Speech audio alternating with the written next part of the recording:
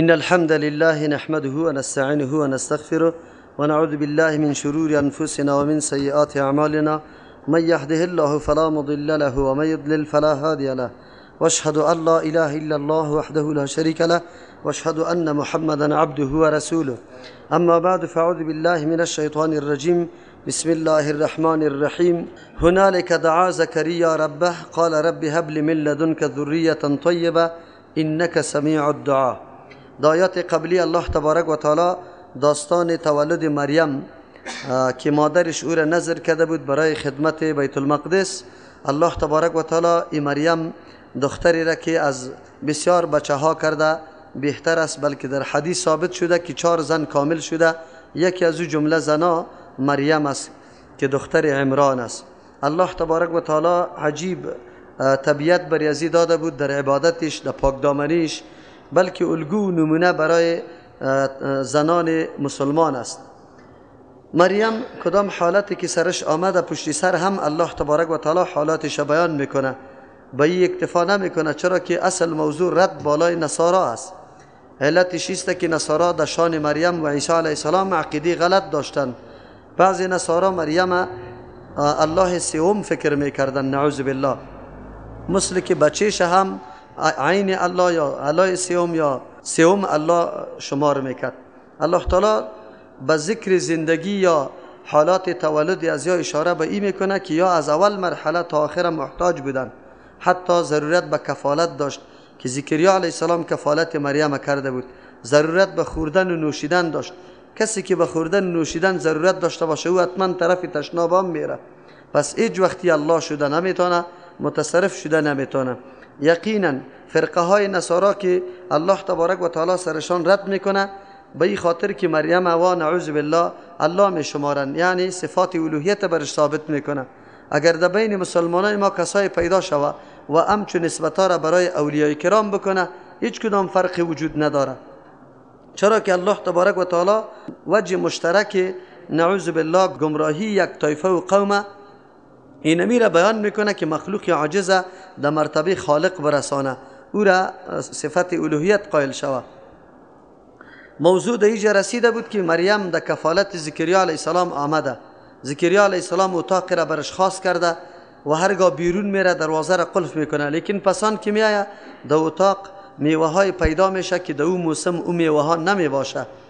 با ازمو خاطر جویای یا جستجوی گپ کرد از خود مریم و مریم بی برش جواب گفت که قالت هو من عند الله، این از جانب الله تبارک و تعالی است، یعنی کمال من نیست، الله تبارک و تعالی برای ما اینمی رزق میده. در اینجا الله تبارک و تعالی وقتی که به مریم روزی داد با وصفی که زکریا علیه السلام پیغمبر است، یقین کامل داره که الله قادر مطلق است که هرگاه بر ما اولاد در حالت پیری هم بده یا در حالی که زنم عقیم باشه نازا باشه هم اولاد داده میتونه. اما این امر توسط نظرش مشاهده نشده، از امو خاطر آلی که دید که میوه که در این موسم نیست فعلا در این موسم داده شده، آلی آرزو یا مطالبه زکریا علیه السلام در قلبش قوی شد، آلی ناامید از سوال کردن الله تبارک و تعالی نیست. از امو خاطر جدا میشه، عبادت شروع میکنه و از الله خود دعا طلب میکنه، اولاد طلب میکنه. در این آیات ها بسیار درسای عظیم است.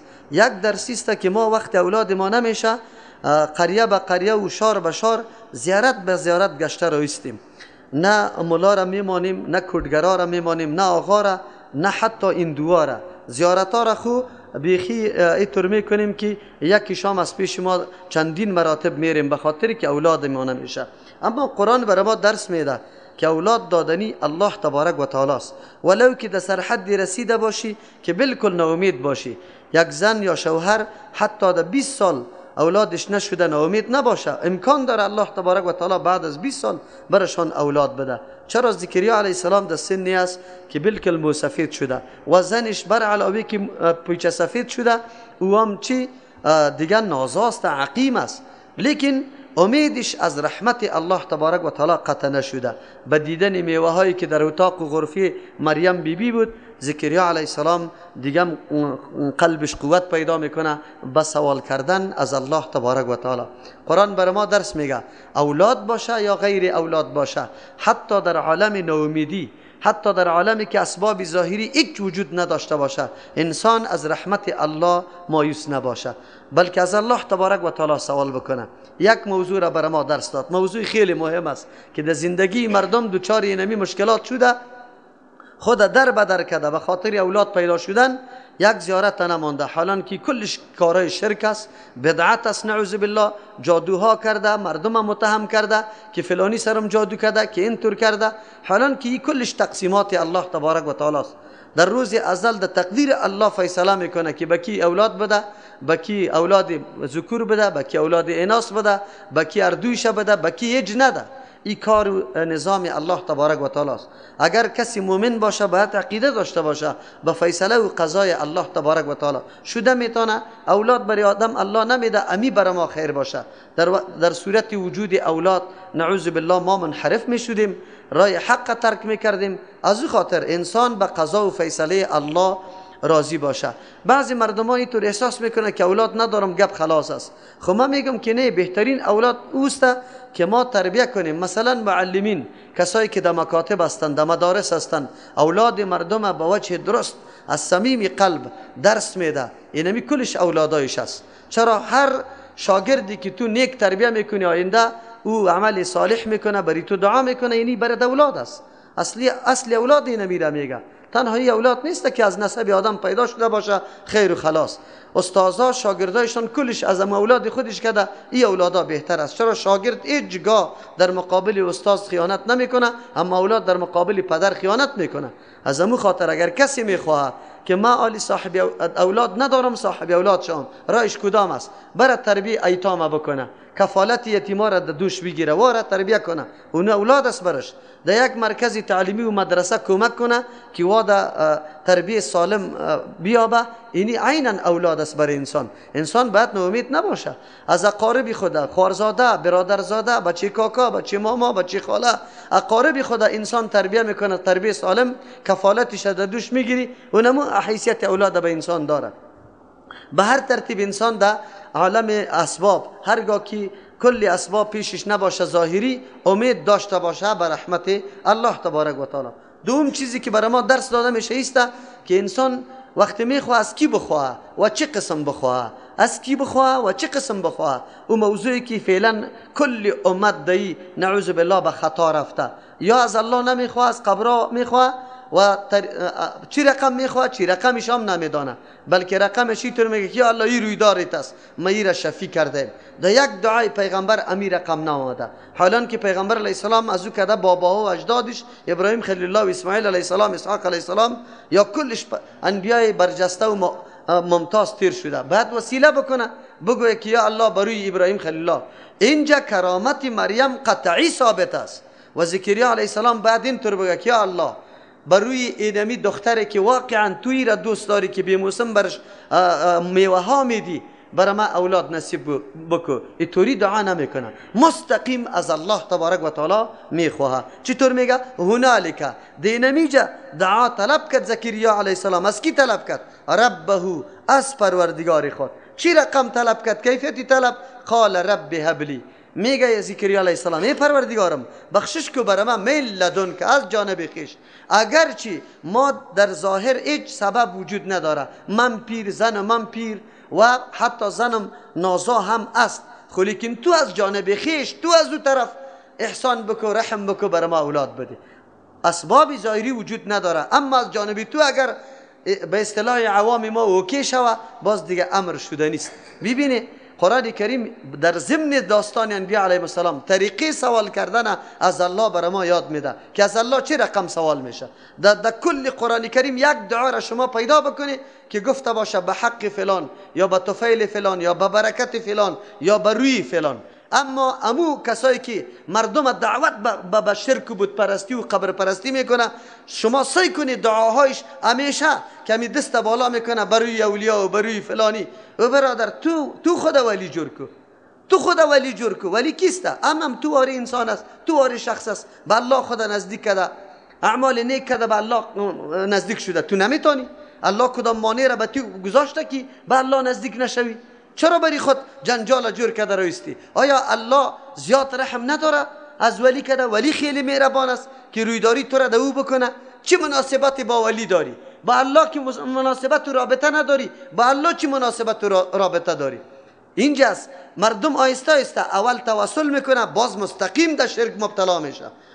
شرک همیشه بینمی سیستم آمده، در بین ملت ها داخل شده که اول او مردم ها را تعظیم کرده از حیث ازی که یا عابدین است، پس آنها بازوار مشکل کشا و حاجت روا دانسته. امروز هم زیارت ها همینطور است، اول توسل میکنه اما آینده خب باز علم وجود نداره، مردم میره مستقیم از زیارت ها طلب میکنه، مردم در شرک مبتلا میشه. داعیین شرک اینمی علمای بدبخت است، دور از علمای حقانی که مردم فقط عظمت ولی را بیان میکنه، از الله را یک روز بیان نمیکنه، صفات الله را یک روز برات بیان نمیکنه که الله را بشناسی، صفاتش عظیم در ذهنت بیاید که تو همیشه به الله التجا و تضرع بکنی. همیشه خوابای غلط و دروغ برات حکایت میکنه به خاطر ازی که توجه تو طرف زیارت باشه. یا داعیین شرک است، نعوذ بالله، داعیین توحید الله نیستن. قرآن کریم سعی کو طریقی دعا را از زکریا علیه السلام بر ما بیان میکنه. رب هب لی، ای پروردگار ما بخشش کو برای ما، من لدنک از جانب خویش، ذریتا اولادی را، ایتور اولاده، طیبتا که خیلی پاکیزه باشه. عجیب است، زن عمرانم که طلب میکنه میگه برای ما ایتور اولاده بده که او بالکل آزاد باشه، فارغ باشه، کار ماری دنیا را نکنه، خدمت منبت ما را نکنه. ما برای خود نمیخوایم، اولاده که میخوایم برای خدمت خود راحت خود نمیخوایم. عجیب دعاها است که برای ما تعلیم میده. اولاد برای چیست؟ برای درد چی میخوره؟ اولاد ما به خاطر ازی طلب میکنیم که میراث نشویم، اما کسایی که دین میفهمه، کسایی که حقیقت میفهمه و اولاد بی خاطر طلب میکنه، یکیش برای خدمت دین طلب میکنه، دیگهش میگه طیب باشه. طیب کی را میگه؟ که او فایدمند باشه، یعنی زندگی از او واقعا پاکیزه تیر شود، ملوث به گناه نباشه. او اولادی نباشه که نام پدر را خاک بزنه، اولادی باشه که در نقش قدم پدر که پیغمبر است به مو سیستم روان باشه. کلمه طیبه را برش میگه، یعنی قطع اولاد قید صالح و طیب گذاشتن ای ضرور است. چرا اگر اولاد برات داده شود لیکن تو را برباد کنه، نام تو را در خاک بزنه، باز چی به درد میخوره تو را اولاد؟ بله، اونجا زن عمران مادر مریم او هم گفته بود انک انت السمیع العلیم. یقینا سعی کنی صفات الله را چقدر آگاهی داره که کدام صفت الله را در دعای خود میگه، چون آواز به الله میده صفت سمیع را ذکر میکنه. یقینا تو نه کسی دیگه، انت کلمه انت که این جمعه مفسرین را برای حصر ذکر میکنه. حصری مانا که تنها تو نه کسی دیگه، از او خاطر در ترجمه باید امی رقم ترجمه شود. کدام ملای کی را ترجمه میکنه که انک چیست؟ انت السمیع العلیم، یقینا تو شنونده و داناستی، غلط میکنه، ترجمه را نمیفهمه. ترجمه اینجا اینطور است، انک تو انت تو نه کسی دیگه، السمیع شنونده دعاهای ماستی، آوازهای ماستی، فریادهای ماستی، او العلیم میدانی نیت و اراده و مقصد ما را که برای کدام مطلب ما طلب میکنیم. اینجا زکریا علیه السلام هم میگه انک سمیع الدعا، یقینا یا الله تو دعاها را شنونده استی، کسی دیگری نیست، کسی دیگری دعا را شنیده نمیتونه. این دلیل نقلی است. انبیاء علیهم السلام در دعاهای خود میگه که غیر از الله دعا را کسی دیگری شنیده نمیتونه، نه پیغمبر، نه ولی، نه انسان، نه جنی. امروز چطور آواز داده میشه؟ به قبرها آواز داده میشه. یا سخی صاحب میگی سخی صاحب این در عراق او هم استخوانایش مکمل حالی ریزه ریزه شده، او تو برش آواز میدی. خیر چرا آواز میدی؟ با کدام عقیده آواز میدی؟ عقیده ایتیست که او میشنوه بلا اسباب. اسباب ظاهری وجود نداره، نه تلفن است، نه لاین است، نه هیچ چیز وجود نداره. خو او میشنوه بلا اسباب، او بلا اسباب شنیدن صفت کیست؟ الله متعال است. از او خاطر مردم در شرک گرفته، قرآن ننشستن، صفت الله را نفهمیدن. مردم باید آگاه بکنیم. این مردم بیچاره مظلوم نمیفهمه، کسی برش نگفته. او البته میگه این سوال ما یا این دعای ما چقدر خوب است، ما احترام علی رضی الله عنه را کردیم، حالان که نه توهین علی را کرده، چرا که علی رضی الله عنه را با الله برابر کرده. نعوذ بالله. عقیده چیست که میشنوه.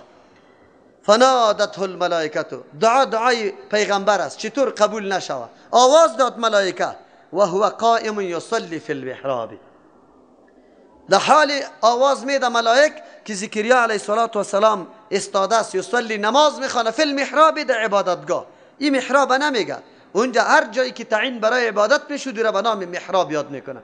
محراب به خاطر میگه که اینجا قطع شیطان تو محاربه داری، جنگ داری، شیطان تو را نمیگذاره عبادت الله را بکنی و تو عبادت الله را میکنی. ملائک برش آواز میده در حالی که زکریا علیه السلام عبادت کرده. رد میکنه بالای نصارا که نصارا از مریم کرده، از مادری مریم کرده. زکریا علیه السلام که او پیغمبر است، شما میگه پیغمبر است، لیکن و محتاج به الله بودن. مادری مریم محتاج به الله بود، طلب از الله کرده. زکریا علیه السلام که پیغمبر است طلب از الله کرده، محتاج بوده. چطور الله شده بتانه؟ هیچ الله شده نمیتانه. چی بشارت میده؟ ان الله یبشرک بیحیی، که یقینا الله تبارک و تعالی تو را خوشخبری میده به یحیی، یعنی به این طور پسری که نامش یحیی می باشه. این بچه خاله مریم است. مصدقا بکلمت من الله، چی صفتا داره این اولاد؟ اولادی که تو طلب کردی الله برات میده، این چند صفت داره. مصدقا بکلمت من الله، که تصدیق کننده است به کلمه که از جانب الله تبارک و تعالی است. اینجا دو توجیه است، یعنی تصدیق میکنه کلمه الله را که عیسی علیه السلام است. عیسی علیه السلام کلمت الله چرا میگه؟ به خاطر که به کلمه کن الله پیدا شده. الله که چیز میگه پیدا شو، کن موجود شو، او موجود میشه. چرا؟ عیسی علیه السلام پدر نداشت، خلاف اسباب ظاهری با مجرد فرمان الله تبارک و تعالی در شکم مادر چی شده؟ پیدا شده، در اونجا صورت گرفته. اینجا سبب ظاهری وجود نبوده که پدر و مادر اردو باشه، بلکه تنها مادر است، به فرمان الله در شکم مادر پیدا شده. از او خاطر یحیی علیه السلام که بچه خاله است، او تایید میکنه امی بچه خاله خدا، نبوتش، رسالتش، پشتیبانیش، میگه که این بنده الله تبارک و تعالی است. از او خاطر تعبیر به کلمت الله شده. یکی یا مراد از کلمت الله اینجا کلمه توحید است. یحیی علیه السلام از طفولیت زمانی که پیدا میشه تصدیق کننده کلمه الله است، یعنی کلمه توحید است که لا اله الا الله. ایرا بالکل تایید کننده است. اینطوری صفت خیلی کم به مردم میاثر میشه که از طفولیت و خوردی و عقیده به توحید الله داشته باشه. مثل پیغمبر ما محمد رسول الله صلی الله علیه و سلم یک مرتبه به شرک نه عقیده کرده نه سجده کرده و نه عقیده داشت که بله اینی بوتا چیزی میتونه، بلکه از اول نفرتش به امر شرک بوده. تصدیق میکرد چی را؟ توحید الله را. و سیدا، دیگه سید آدم کریم میگه، سرداره، کسی که در بین قوم منزلت و مقام داشته باشه. فقیه، کسی که خیلی دانا و شر باشه به نام سید یاد میشه. عالم، کسی که در وقت غضب سری غصه نمیشه، کنترل میتونه خدا، او را هم سید میگه. متقی، کسی که تقوا را پیشه میگیره سید میگه. کسی که هیچ حسد نمیکنه قطعی کسی، بلکه کسی که خیلی سخاوت داره. امی کل صفات در یحیی علیه السلام موجود است. چرا؟ این صفاتایی است که در انبیاء علیهم السلام مکمل موجود می باشه و یحیی علیه السلام هم پیغمبر است، این صفاتش موجود است. و حسورا، و همچنان بند کرده شده از چی؟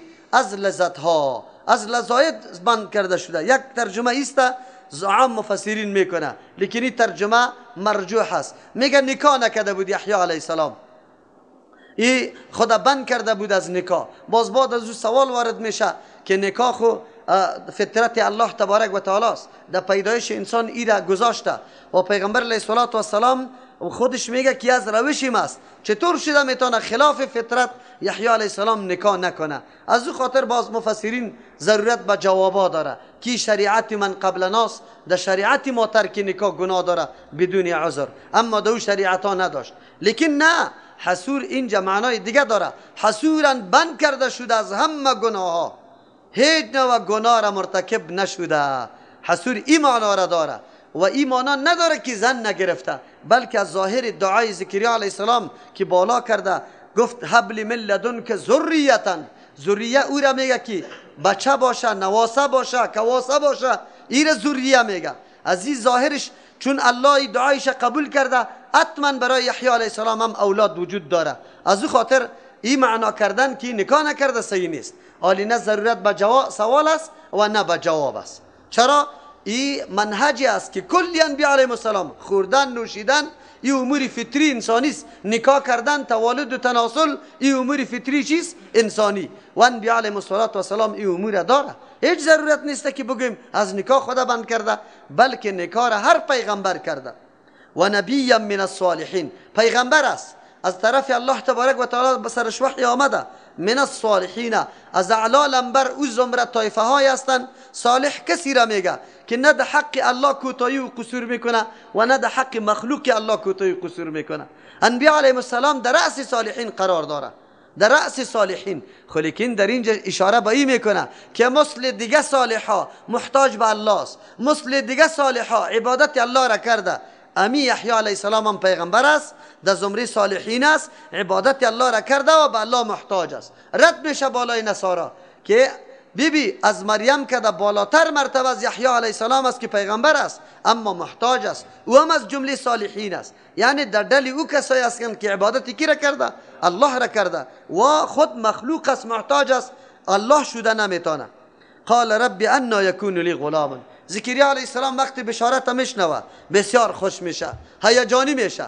لیکن آلی دایی فکر میشه که یاران به کدام سیستم پیدا میشه، من مامور به کدام نکای دیگه میشم که دیگه زن بگیرم، یا ایست که در می حالت الله برام اولاد میده، یا ایست که نه این سن و سال ما را الله تغییر میده پس ما را جوان میسازه. اشکال یا صورتهای متنوع در زیر زکریا علیه السلام میگرده که کدام سیستم. از او خاطر دایی شک نداره که الله برش اولاد داده نمیتونه، بالکل یقین داره که الله اولاد میده، لیکن کدام صورت میده. از او خاطر میگه انا چه قسم یکون باشه لی برای ما غلام بچه و قد بلغنی الکبر، حالان که رسیده بر ما الکبر چی؟ کلانسالی و امرأتی عاقر، و زن من بر علاوه کلانسالی و هم کلانسال است، بر علاوه از اون نازا است، عقیم است، یعنی قابل اولاد نیست. خب آلی در اصل عاقل کسی را میگه که سیر نمیشه. اینجا مراد چی است؟ سیاریگا میگه که چیزی را سبز نمیکنه، خلیق اینجا مراد از پیشش که اولادش نمیشه. قال كذلك الله يفعل ما يشاء، اینمی قسم الله میکنه آن چیزی را که الله خواسته باشه، تغییر مغییر نمیاره. قدرت الله پیش شماست که بعضی امور چون که زیاد تکرار شده معتاد براتان معلوم میشه، عادت براتان معلوم میشه که بله میشه. پیش الله تبارک و تعالی تمامی امور عادتی است، اموری که در نظر شما زیاد واقع شده و اموری که زیاد واقع نشده. به نزد الله کل امور یکسان است. پیش ماست که کدام امر زیاد واقع میشه او را ما عادت میگیم، اما کدام امر که زیاد واقع نمیشه او را چی میگیم؟ خلاف عادت میگیم، او را خلاف عادت میگیم. پیش الله تبارک و تعالی کل امور عادت است. الله مثل که از پدر و مادر اولاد پیدا میتونه، اینمی قسم بی پدر بی مادرم اولاد پیدا میتونه. چرا؟ آیا پیدا کردن از پدر و مادر اولاد یک امر آسان است؟ طفل در شکم مادر صورت دادن، شکل دادن، این ساختمان عجیب و غریب انسان در اونجا تکمیل کردن، این گپ آسان است؟ این گپ آسان نیست، یا هم خلاف عادت است. خب پیش ما عادت به خاطر معلوم شده که زیاد واقع شده، از او خاطر به ما عادتی معلوم میشه، وگرنه این کلی امور چی است؟ بگوی از عادت کده بالاست. خب پیش الله تمامی امور عینا عادت واری است، از او خاطر میگه قال كذلك الله، اینمی قسم تو دمی سن و سال زنید دمو حالت و کیفیت الله اولاد پیدا میکنه. یفعل ما یشاء، میکنه انجام میده الله آن چیزی را که الله بخواه. ما با صفت الله عقیده داشته باشیم، الله هر چیزی که بخواه هم میتونه، بس صفت الله است. این الله علی کل شیء قدیر است. اینجا ما هیچ وقت گفته نمیتونیم که چه رقم این کار شوه، نه الله میتونه. دم یک صفت کل جوابا اشتباهات که برای ما میایه حاصل میشه. چطور شده میتونه ما مردار پس زنده بکنه؟ چطور شده میتونه حساب و کتاب شوه؟ چطور شده میتونه این کلی مخلوق در یک میدانک جمع شده بتونه گنجایش داشته باشه؟ چطور شده میتونه که نعمتهای جنت بقا داشته باشه، فانی نشوه؟ ما چون که چیزایی را دیدیم در نظر خود او برای ما زوال پذیر است. مثلا دیدیم شفتالو زیاد باقی نمیمانه، گنده میشه، آیا در میوه جنت این تصور میتونیم؟ کلا قطعا نمیتونیم. چرا؟ اونجا الله میکنه آن چیزی را که الله بخواه. قال رب اجعل لی آیه. زکریا علیه السلام شکر نعمت الله را میکشه. ما واری نیست که وقتی ما نعمت ببینیم باز چک چک شروع کنیم، باز بازی را شروع کنیم. و اینجا که شما یک کم کم در جذبه می ناری تکبیر میگی. ناری تکبیر دیتر مقامات نگوی. خب هر وقت که در سر کوه پایین میشوده فایر میکرده عملی عمومی میکرده اونجا ناری تکبیر بگوی. اینجا ناری تکبیر نگوی. فکرتان باشه این محل ناری تکبیر نیست. دین برای ما حدود وضع کرده. موقع ناری تکبیر در وقتی که در عید میرفته باز معلوم شوه که میشرمی از مردم، یعنی که همینطور خب با جرأت الله اکبر الله اکبر لا اله الا الله والله اکبر الله اکبر ولله الحمد تکبیر گویان بوده. جایی که شریعت براتان فرمان داده اونجا آوازتان بلند کنه، خجالت نکنه، شرم نکنه، این سنت زنده بکنه که مردم یک دفعه احساساتش بالا شود. ما مردم اوجا آوازه که خود بالا نمیتونیم نکنه. در طور جایی که جذبیتان میانه تکبیر نگوه، از الله سوال بکنه که الله آلی دیگه همینطور خدمت از من بگی. حکایت صحابی را میشنویم حالاتش، همینطور تمنا داریم که الله همینطور میدان موقع را بر من میسر بکن که من این همی قسم چی بکنم؟ شهامت و شاکاری بکنم. اینی طور باید سوال بکنیم. در غیر از او اینجا چی نکنه. این مردم های دیگه است که الله خوش میشن که الله ناری تکبیر. خوشی ما و شما میشه با چکچک و رقص است نعوذ بالله. لیکن خوشحالی زکریا علیه السلام با چی چیز است؟ دستی مطالبه میکنه. سعی کنه طریقه عبادت ای از طرفی کی بیان میشه؟ الله خود نمیتونه. زکریا علیه السلام علی میتونست که می دستی بدوه، حالی که ما یک کمی چیز میشه میدویم یک حیوان دستی گوشش میبریم که نظر شد ایره باز دیگه آینده چی میکنم؟ میکشم. زکریا علیه السلام پابند فرمان الله است. چه قسم شکرگزاری الله را بکنه. از خود دین اختراع نمیکنه، از خود طریقه جور نمیکنه. میگه چی میگه؟ ربی ای پروردگارم اجعل لی آیه، برای من یک نشانه مقرر که یا الله که وقت همسرم حامله میشه او من بسیار اظهار خوشی و اظهار شکری تو را بکنم، یک علامه برای من باشه. قال الله تبارک و تعالی میفرما یا با زبان ملائکه یا خود برش میفرما آیتو که علامه تو، یعنی برای تو علامه با پیدا شدن اولاد در شکم همسرت الله تکلم الناس، که تو سخن گفته نمیتونی امرای مردم 3 ایام 3 روز الا رمزا مگر به اشاره. توانایی تو از بین میره. چرا توانایی زبان تکلم کردن از بین میره؟ کارای الله تبارک و تعالی را انسان مکمل تسلیم شود که انجام داده میتونه. زبان تمام عمر تکلم میکرد اما قدرت الله دمی فرصت گنگ میشه خلاص. حالی زبان عادی بود تکلم میکرد، چرا بند شد؟ اینمی قسم که زبان عادت بود تکلم میکرد حالی گرفت الله ای را بند کرد. اینمی قسم تکلم بند شد، زبان دیگه گنگ شد. اینی قسم اولاد نمیشد الله علی اولاد پیدا میکنه. مثل که اینجا تکلم بند میکنه زبان گنگ میسازه، در حالی که زبان تعالی را مکمل تکلم میکرد. اینمی قسم امی قدر مدت یا عمری که اولاد نمیشد الله یک دمی را چی میسازه؟ صاحب اولاد میسازه.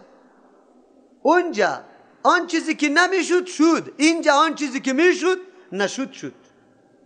هر دو امر برای الله تبارک و تعالی چی است؟ یکسان است. همونطور شد زمانی که همسرش حمل گرفت، زکریا علیه السلام هرچی اراده میکرد تکلم بکنه تکلم نمیشه. قطع مردم به اشاره سخن میکرد، دعوت میداد مردم. از او خاطر الله میگه واذکر ربک کثیرا، یاد کو پروردگار تخیل زیاد. ذکر براتان گفته بودم اصل ذکر یاد الله را در یاد داشتن. الله را در یاد داشتن این مطلب در هر شعبه زندگیت تو الله در یادت باشه. الله در یاد بودن این معنی در هر شعبه زندگیت که عمل میکنی گفتار میکنی مطابق فرمان کی باشه؟ الله. معامله میکنی خرید و فروش مطابق قانون الله، ازدواج میکنی مطابق قانون الله، خوردن میکنی مطابق قانون الله، داخل میشی بازار میری کار میکنی روزگار میکنی هر چی که انجام میدی این مطابق دستور الله. اینی را به نام ذکر یاد میکنه. خب بله یکی ذکر به زبان هم است که آدم الله را یاد بکنه سبحان الله الحمدلله. چرا؟ امی سبحان الله و الحمدلله که در زبان میگی تو را متوجه میسازه. وقتی که سبحان الله میگی او تو روان میشی ده موتر بالا میشی، امی دستی برات یاد میاد که خو ده موتر که بالا میشم، این موتر که برای من معذب شده و مرا انتقال میده ده وقت خیلی کم. اگر من پیاده میرفتم هیچ روستا بیگار رسیده نمیتونستم، خصوصا در این رمضان مبارک خسته و زله میشدم. آلی بی که در این موتر پایا میگذارم و مرا در مدت کم و با پیسه کم اونجا انتقال میده. این قدرت کیست؟ این احسان کیست؟ میگه سبحان الذی سخر لنا هذا و ما کنا له مقرنین. پاکی برای او ذاتی است که برای ما رام ساخته، ما نبودیم که را برای خود رام بسازیم. اگر الله استعداد از این برای ما نمیداد، الله استعداد داد که تیر جور کنی، حالا اینطور بکنی. این فکر الله به این مخترع موتر داد، پر زهاره که با دیگه ترکیب بکن و این خود به خود حرکت بکنه. این احسان کیست؟ سبحان الذی سخر لنا هذا. صحیح کو؟ فرق است، یک مؤمن در موتر بالا میشه و یک کافر، هر دو فرق داره. کافر در موتر بالا میشه هیچ احساس نمیکنه، این را نتیجه عمل خود میدانه، هنوز سینه خود میزنه که مستم. اما مؤمن که بالا میشه میگه نه، این احسان کیست؟ اگر الله احسان نمیکرد من نمیتونستم. اینی را مردم میگه که در هر لحظه الله در یاد آدم بودن.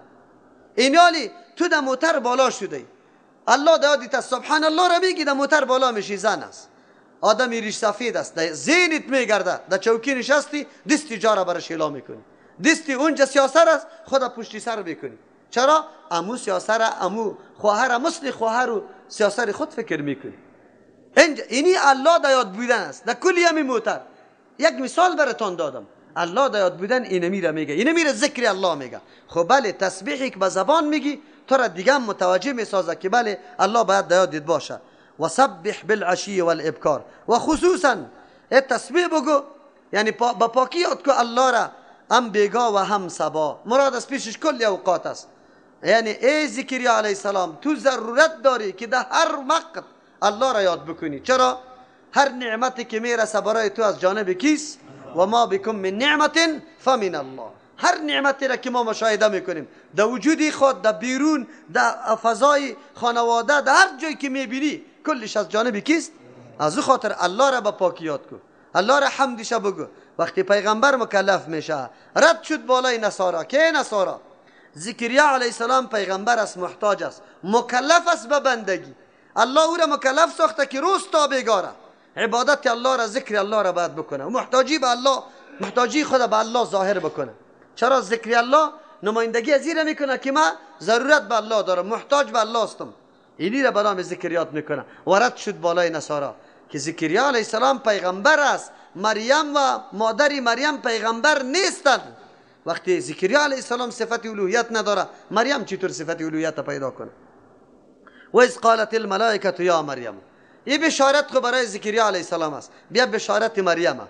بشارت مریم شامل امتحانات خیلی بزرگ است، خصوصا با این طور دختر با حیا و با عفت، اینقدر حیاناک که آلی حیران مانده چی بکنه. ولی در این طور معاملات و در این داستانها خیلی درسای عظیم و بزرگ است. چطور یک دختر در حالت جوانی اولاد از پیش پیدا شود؟ این حراس و خوف و قومی که فقط نشسته کمی مجرد تو همی کل کتام کچ شود سرد انتقاد میکنه. خودشان اگر هر قدر گناه های عظیم میکنه هیچ باکی نداره، اما تو را همی قدر متوجه است که پرسان نکو که همی کج انگشتی تام شود سرد انتقاد اعتراض میکنه. بسیار حالت سخت است، خیلی حالت سخت است. ولی قرآن داستان از یا برای ما درسا میده. خواهرم اگر در هر رقم مشکل واقع میشی خیلی سخت، لیکن خودکشی نمی کنی. دمی موقع بعد مریم خودکشی میکرد. چرا؟ به خاطر که این اولاد ببره در بغل خود در پیش مردم خود تهمت میزنه. زدن نموتور آینده تا آلی را قرآن امو را ذکر میکنه. یهود تا آلی را عیسی علیه السلام ولد الزنا میگه، از امو خاطر در صددی کشتن شدن. شما ببینید چقدر موضوع خیلی بس بزرگ است. اما مریم خودکشی نمیکنه که من خو لکدار میشم، مردم طعنه برم میده، نامبد میشم، بیا قبل از اینکه نامبد شم مردم طعنه بده خود از زمین دنیا تیر کو. اینطور نمیکنه، دعا طلب میکنه از الله، دعا طلب میکنه. و این امتحان بزرگ الله است. و اذ قالت الملائکه قابل یادآوری است در آن وقتی که ملائک میگه یا مریم و ای مریم. گفتن ملائک به مریم الهام است، مثل که به مادر موسی علیه السلام هم الله الهام کرده بود توسط ملائک. اینمی قسم چرا این پیغمبر نیست؟ اگرچه بعضی مفسرین میگه این پیغمبر است، لیکن نه، پیغمبر کسی است که دعوت میده. زن امی صلاحیت دعوت در ملأ عام نداره. یکی دعوتی است که فعلا وظیفه امر بالمعروف نهی عن المنکر که میگیم، این زن و مرد شامل است. چنان که در آیت قرآن کریم میاد یکی ادای رسالت است که روز اول قیام بکنی، مردم دعوت به سوی توحید بکنی، رد شرک بکنی. این صلاحیت زن نیست. چرا در مجمع های بزرگ سفر کردن رفتن این کارای مرداست. از او خاطر مریم پیغمبر نیست. ان الله اصطفاک، الله تو را برگزیده. چرا برگزیده؟ به دعای مادرت پیدا شدی، شیطان تو را مس کرده نتانست، در خدمت بیت المقدس قبول شدی، در زیر سرپرستی پیغمبر دلسوز و مربی بزرگ زکریا علیه السلام آمدی. این را اصطفا میگه. از این معلوم میشه اگر انسان در خدمت دین خود ببینه بسیار خوش شود، بسیار زیاد خوش شود. اگر از تو یک عمل خدمت دین میشه تو باید بسیار خوشحالی کنی که الحمدلله اینی عمل خدمت دین از پیشم گرفته شد. چرا؟ الله تبارک و تعالی مریم بیبی را به می خاطر میگه اصطفا که تو را برگزیده. از او خاطر هر بنده که خدمت دین الله را میکنه برگزیده کیست؟ الله تبارک و تعالی است. یک کسی که در زیر سرپرستی شخص میشه که او شخص متدین است، او شخص مربی واقعی است. این یک افتخار بزرگ است. اگر استاد آدم واقعا استاد واقعی باشه، آدم یقینا درس درست بده، دیگه از این که نعمت بزرگ نیست. و این یکی از احسانات الله است که به کسی نصیب میکنه. استاد است که انسان از سوق میده، به مو را برابر میکنه که واقعا او راه سعادت و کامیابی است. ما خمیره میگیم گاهی ما کسایی که قطعا درس میخوانه برشان میگیم که کاش که اینمی گپاره که برای شما میگفتیم، کاش که در سال اولی که ما درس شروع کرده بودم کسی برای ما میگفت که ما از روز اول تعلقیم به کتاب الله می بود، از روز اول مکمل تعلقیم با حدیث پیغمبر می بود. لیکن یقین به الله بکنی توصیه برای ما نشد، بلکه برای ما ذهنیت های دیگه داده شده بود. برای ما گفته شده بود که شیخ الاسلام ابن تیمیه رحمه الله مجسمه است، با الله جسم قائل است. از همون خاطر کتابش ما دور منداختم.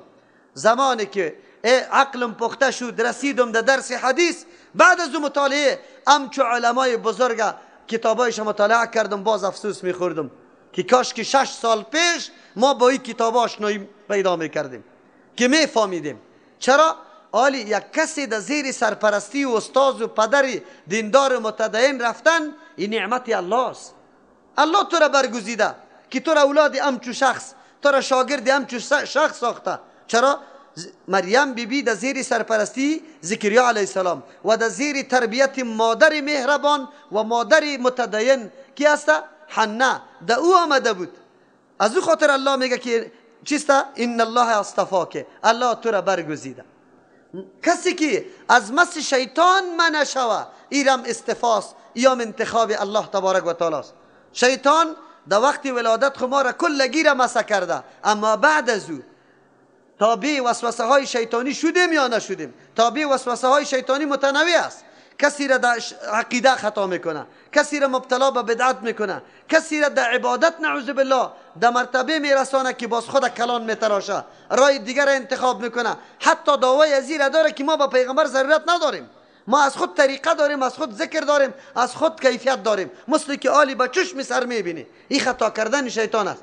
حتی تا این اندازه هم شیطان خطا میکنه تا که تو در یک نماز 50 وضو هم میکنی. این هم خطا کردن و وسوسه شیطان است. کسی که از این طور حالت ها مسئول نگاه شد، عقیده توحید پیدا کرد، عملش به سنت رسول الله برابر بود، در دلش خشخش و وسوسه در مورد اجرای احکام الله نمی آمد، این دیگه کمالی چی هست؟ احسان الله است. سر جراب مسح کردن بدون خلل در دل. چرا در حدیث دیدی تسلیم بس دیگه، آلی در دل دی طور نمیشه. تیمم کردن در وقتی نبودن یا بدون از اینکه در دل چیزی بگرده، جمع کردن دو نماز در یک وقت در حالت سفر بدون از اینکه در دل چیزی بگرده، نه، آسانی های است که از جانب شریعت برات مقرر شده. تو آلی دلت در تردد نپرتی که پرتافتی تو تا بیداری وسوسه های شیطان کرده ای، تو دیگه سالم نیستی. زمانی که انسان در عقیده توحید و در عمل سنت و مکمل تسلیم به حکم الله و حکم رسول الله بود، این دیگه کمال نعمت است. مریم اینمی قسم صفتا را داشته که الله برش میگه که ان الله اصطفاک، الله تو را برگزیده. خواهرای ما بسیار شکرگزاری الله را بکنه. روزگاری بود که شما حدیث کجا میشناخته، دلیل کجا میشناخته، معلومات براتان نبود. امروز الحمدلله با علما جر و بحث داره. شکر الله را نمیکشی؟ الله برگزید تانه. ما که میگم که همین موسم همونطور زمانی که الله بر ما آورده که در قرآن خود در کتاب خود شانده، اگر هیچ چیزی را یاد نگیریم، محض چند لحظه که در فکر قرآن میشیم، این افتخار نیست؟ این امتیاز نیست؟ مردم ها خیلی زیاد تیر شده. ما پدرای خود ملامت نمیکنیم بیچاره. آیا ترجمه قرآن در زمانشان بود؟ آیا عالم در مسجد برشان درس حدیث میداد؟ نمیداد. هیچ چیز نبود. و بیچاره نمیتون کلان شدن، بزرگ شدن، هر چیزی کردن. از بیبی خود چیزی را که یاد کرده بود امو را پیش میبرد از بابای خود.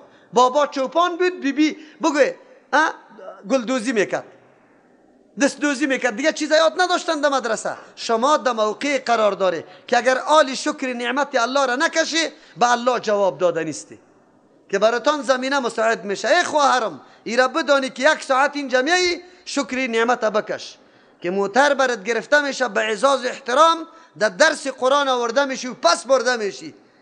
ای الله برگزیده شما را. خو این برگزیدگی را، این نعمت شکرگزاریش از دست نده. شکرگزاری نعمت ها چیست برادر و خواهرا؟ این دعوت به سوی قرآن، دعوت به سوی توحید الله تبارک و تعالی. لحظه بعد ما آرام ننشینیم، 1 لحظه ما آرام ننشینیم. این نعمت بزرگ الله که به ما نصیب شده. شکرگزاری نعمت این نمیسته که ما دیگه دوستای خود دعوت بدیم، تلاش بکنیم که همه مردم مسلمان شوه. نباشه که ما میگیم نه ما پیش بریم دیگران، نه دیگران به مثل ما واری عقیده را پیدا بکنه، محبت قرآن و حدیث در قلبشان جا بگیره، تسلیم به حکم الله شوه. اینی شکرگزاری نعمت است. قرآن اینمی گپا را بر ما یاد میده. و طهرک، تو را پاک کرده الله تبارک و تعالی از کارهای غلط، از اخلاق ناپسندیده. یک کسی که در خدمت بیت المقدس باشه، شب بروز در عبادت، در زیر تربیه پیغمبر، او چرا بد اخلاقی کنه؟ او چرا کاری غلط بکنه؟ از او خاطر ما حول و مجلسی او مردمی که متدین است، مراکزی که در اونجا دین گفته میشه، این بسیار مفید است. هر کسی که تعلقیش است سعی کنه. یک طفل تولد میشه در بین خاندان سازنده، او طفل چی میشه؟ سازنده جور میشه. یک طفل که در خاندان علما پیدا میشه، عالم میشه. پدری من نیمه مولا بود، خو 1-2-3 کتابی چی را خوانده بود؟ فقه را خواند. در تاق مختصر الوقایع و قدری موجود بود. جنگنامه حضرت علی هم موجود بود. یک جنگنامه به نام جنگنامه حضرت علی است، پشتو است، گلدسته حیدری. قصه میر حاتم است و مقاتل است، طور واهیات و غلط و دروغ دیش است که پرسان نکو. لیکن ما او را تا میکردم، همسایه‌ام می آمد خانه همینطور پر می بود. او را که می خواندم که وای میر حاتم شهید شده، دوجه است که گل هفته پرست از او خاطر سرش پایین شد که او شهید شده بود، که هفته زرد برآمد و که این طور شد که این طور شد، کلگی گریانا میکرد. خود او وقتی بود که نمیفهمیدیم. من طفل بودم، تعلقیم قطعی کتاب زیاد بود، محبتم قطعی چیز زیاد شد. اگر پدر نیمه مولا نمی بود و کتاب دوجه موجود نمی بود، کتاب فقه، ما هیچ تعلقیم با کتاب پیدا نمی شد. بچه نجار فقط اسباب نجاری را دیده چی میشه؟ دریور بری بچه دریور حتی در گواره هم همینطوری که درویست، پدری خدا دیده. اما تو رست یا نه؟ طفلکی تا نمیبینه که شما نماز میخوانی، در پالیتون دستپاک میپرته، در سرش استاد میشه. این را یاد داشته باشه. ما حول محیط تاثیر خیلی به سزای داره، خیلی زیاد. تربیه در کدام مقام، در مرکزی که تو رشد میکنی. ما گاهی خواهرها را میگم 1 روز آمدانتان در مدرسه براتان مفید است. او برادرها 1 روز در مجلس قرآن، 1 روز 1 ساعت براتان مفید است. چی جای ازی که شما 1 بلک عمره در قرآن و در حدیث تیر میکنی. این انسان بسیار بیدار و هوشیار میسازه. قرآن هم میگه واصطفاک، تو را برگزیده علی نساء العالمین، بالای زنای تمام مخلوقات. از تمام مخلوقات که الله مرتبه را برش داده. پیغمبر علیه السلام در حدیث میفرما که 4 زن کامل نشده از زنا مگر 4 تا. یکی آسیه زن مریم، یکی خدیجه الکبری، یکی فاطمه و یکی هم چی؟ مریم. این 4 زن کامل شده. بله در مورد فضیلت عایشه رضی الله عنها علایده حدیث ها آمده، اما در یک حدیث که پیغمبر میگه 4 زن کامل شده، امی 4 زن میگه که در او جمله مریم است. یا مریم اقنتی لربک کامل نشده از زنا مگر 4 زن. یکی خدیجه که زن اولی پیغمبر صلی الله علیه و سلم است و مادر فاطمه و اولادای دیگه از غیر از ابراهیم، و دیگه فاطمه که دختر یا جگرگوشی پیغمبر علیه السلام است. 2 زن از امتای سابقه، یکی مریم دختر عمران و دیگه آسیه زن فرعون. یا مریم اقنتی لربک، ای مریم اقنتی لربک. کسی که در درجه کمال میرسه برش نمیگه که از پیش عبادت معاف شد. زکریا علیه السلام که سوال میکنه الله برش نمیگه که تو علی تسبیح و سبحان الله نگو پوره شدی. هر کس که در درجه کمال میرسه باز از پیشش مطالبه عبادت درست میشه. یاد داشته باشه شما نو وقتی عقیده توحید یاد میگیریم روز به روز قدم ما باید پخته تر شود، روز به روز قدم ما پیشرفته تر شود. آلی در صدد عزیزتیم که در نماز ما کسی فی نگیره، در گفتار ما کسی فی نگیره، در روزه ما در زندگی خانواده ما کسی سر ما انتقاد نکنه. روز به روز باید در پای تکمیل برسی. الله تبارک و تعالی انبیای خدا دوستای خدا همینطور میگه که شما در کدام مرتبه و مقام میرسی اینطور فکر نکنی که دیگه معاف شدیم هر چی که از دست ما میایه بکنیم. نه، قدمتان بالاتر میشه، محتاط‌تر میشه، سر شما مکلفیت و مسئولیت زیاده تر میشه. مریم در اون مقام رسیده، برخلاف پیرای گمرای امروز ما که وقتی که 4 روز نفلم به غلط به طریقه غلط میخونه باز بعد از اون میگه ما در جای رسیدیم هر چیز از ما معاف شد. روزه نماز امیالی در کابلی تان امی مردم هست یا نه؟ امی مردم وجود داره. میگه ای در جای رسیده، ای ضرورت به عبادت ها نداره. خب قرآن اگر پیغمبر است اگر ولی است کلشه وقتی که در مرتبه و مقام میرسه دیگه هم الله برش میگه یا مریم اقنتی، ای مریم علیه السلام اقنتی تابعداری کو لربک با پروردگار خود. قنوت کمال اطاعت امرای خشوع را میگه که مکمل فرمانبردارم باشی خو لیکن ترس الله هم در قلبت موجود باشه. از این خاطر یکی تابعداری سمبولیک و رسمی است.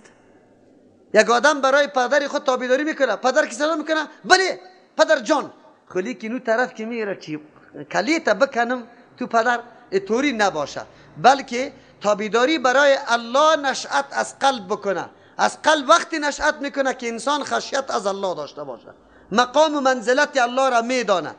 وقتی نماز استاد میشه میگه فرمان الله است، امر الله است. روزه را میگیره میگه امر الله تبارک و تعالی است.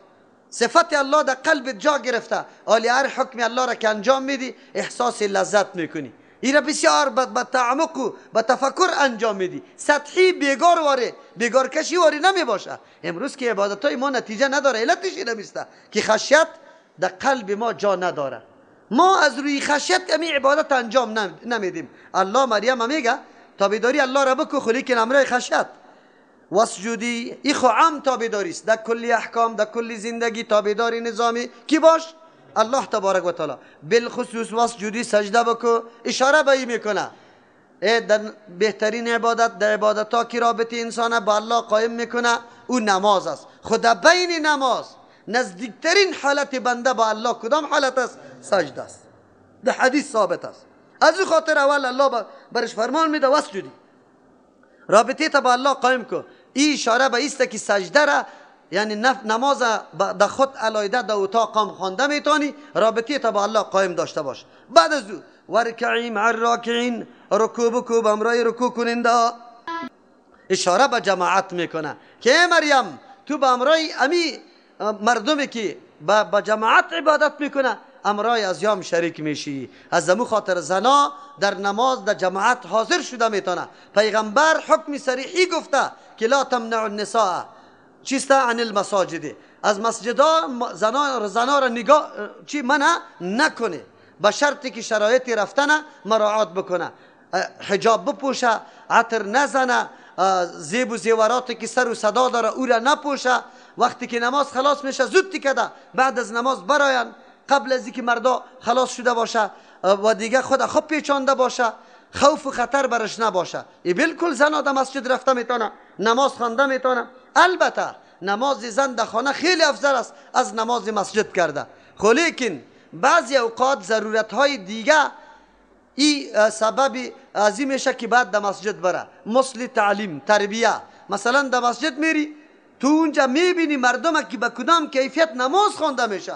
زنای ما بیچاره هیچ نمیفهمه عید چی رقم خوانده میشه. نماز عید مثل که مردا باید بره و زنان بیرون بره، لیکن خبر نداره بیچاره، ندیده کدام چیزه.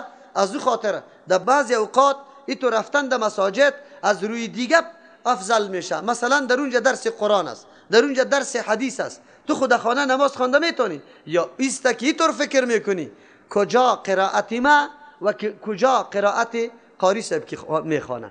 مرا بیبی تلاوت مرا بیبی و تلاوت ازور بیبی چقدر فرق است؟ رکوع مرا بیبی و رکوع و سجده ازور بیبی. از همون خاطر یکی از جمله محرومیت های بزرگ که در این طبقه مظلوم از طرف مردم وضع شده این همیسته که در مساجد برای زنا جای نساختن، مساجد تعمیر کردن خود جای زن نداره، در تراویح ها شریک شدن نمیتونه. حالان که بیچاره آدم که تنها باشه خسته میشه، خویش میآید، کسالت پیدا میکنه، اما وقتی با جماعت باشی انسان نفر دیگر دیدیه روحیت تازه میشه، تو همون عبادت خیلی به نشاط و تازگی انجام میدی. حتی بعضی اوقات یک کسی دیگه در نماز پالوی تسته گریانی از او میاد، ترس الله در قلب از او میاد، از تو نمیاد. خب از جهت گریانی از او گریانی تو میاد، در قلب تو ترس پیدا میشه. ایو نمو ثوابی است که با تاسف در افغانستان این قشر مظلوم ما محروم باقی مانده. کم کم رواج شده، الله تبارک و تعالی کل گیر هم یاری بده، این فکر برش بده که حالی مسجدای ما مسجد مردانه و زنانه باشه که از این فضیلت زنان محروم نشوه. الله تبارک و تعالی این توفیق به همگی نصیب بکنه. از او خاطر مریم بیبی برش الله میگه که ورکعی مع الراکعین، تو رکوع بکن امرای رکوع کننده ها، به خاطر که به جماعت نماز خوانده میشه، در جماعت هم تو شریک شو. ذلك من انباء الغیب نوحیه. از یک طرف خود داستان از زکریا و مریم علیهم السلام است، رد بالای نصاراست که با وجود آمدن عیسی علیه السلام کدام سلسله ها داشت، انبیاء علیهم السلام پدرایشان چه قسم دعاها کرده، لیکن در زمن صداقت نبوت پیغمبر صلی الله علیه و سلم هم ثابت میشه. پیغمبر این مردما خیلی در زمان سابق تیر شده، نکات و جزیات ازی او هم به طریق واقعی و قطعی ای بدون وحی حاصل شدن نمیتونه. زمانی که پیغمبر تمام این نکات میگه و امین نکات در پیش امی یهود و نصارا در کتابایشان وجود داره، آلی باید تصدیق بکنه که محمد رسول الله صلی الله علیه و سلم پیغمبری بر حق است. چرا؟ کدام قصه و داستانی که بیان کرده یک نکتهش دروغ نیسته و این بدون وحی حاصل شده نمیتونه. معلوم شد که به محمد رسول الله وحی شده و وحی که از جانب الله باشه و حق است. باید اولین ایمان بالای پیغمبر کی می آورد؟ یهود و نصارا می آورد. چرا؟ نشانه های نبوت پیغمبر پیش یهود و نصارا خیلی زیاد در کتابایشان ذکر شده بود و یکه روزمره مشاهده میکردن، اما عناد و حسد، قوم بازی و تفرقه بازی و روادار ساخت که صفتای پیغمبر هم نعوذ بالله چی کنه؟ تغییر بده، حقایق بیان نکنه و مردم همو قسم طایفه های متنوع و مختلف باقی بگذاره. ایو نمو بدبختی یهود و نصاراست که حقایق پوشاندن. اگر امروز مسلمان ها علمای ما حقایق می پوشانن، مردم در تنگنا قرار میده، مردم در تفرقه بازی قرار میده، مردم حقیقت پیدا کرده نمیتونه. باید واقعیت ها بیان شود. اگر هر عالم حقیقت بیان بکنه، راه یکی است، دین یکی است، منهج یکی است، تشدد و پراگندگی قطعا وجود نداره. ذالک من انباء الغیب، ای که ذکر کرده شد ای از اخبار غیب بود، یعنی اموری بود که از تو پنهان بود. نوحیه الیک، ما وحی کردیم به سوی تو، و ما کنت لدیهم، تو نبودی. آلی واقعه و داستان پیش میبره. زمانی که مریم در خدمت بیت المقدس کلگی توافق کردن که بیا خدمت بکنه، اما کسایی که در بیت المقدس سرپرست بودن، کلانا بودن، علمایی که تدریس و تعلیم میکردن، مسئولیت خدمت بیت المقدس داشتن، هر کدام تقاضا میکرد که در زیر سرپرستی مریم قرار بگیره. نزاع پیدا شده بود، آلی امین نزاع حل توسط قرعه میکنه. قرعه اندازی شد، قلم انداخته شد. هر قلم که یکی خو استاد شوه قلم، یکی آب پایین نبرشه، قلم استاده طرف بالا حرکت کنه. زمانی که قلم انداخته شد، بجز از قلم زکریا علیه السلام قلمای دیگه کلش همونطور افتاده سر روی آب شد و پایین رفت روان بود، طرفی که آب روان می بود. اما قلم زکریا علیه السلام چیش بود؟ استاده طرفی بالا روان شد. قرعه را کی برد؟ زکریا علیه السلام. مناسب بود، چرا که مریم در پیش زکریا علیه السلام خالش بود، از او خاطر در زیر سرپرستی از این قرار گرفت. قرآن امو حالات برای ما بیان میکنه. 3 جای قرعه انداخته شده، یکی در اینجا قرعه انداخته شده و یکی هم پیغمبر علیه السلام وقتی که ازواج مطهرات در جهاد میرفت، در غزوه میرفت، در یک جای میرفت، باز قرعه اندازی میکرد که کدام زوجه مطهره با امرای پیغمبر صلی الله علیه و سلم چی بکنه، بروه سفر بکنه. اونجا قرعه انداخته شده. و یونس علیه السلام زمانی که کشتی گرنگ شد و کشتیوان گفت که 1 نفر باید از ما کم شوه وگرنه کلگی غرق میشه، به خاطر قربانی 1 نفر نجات دیگرها شوه. ولی کسی آماده به این گپ نبود. خو یونس علیه السلام وقتی که پشک انداختن، پشک یونس علیه السلام برآمد.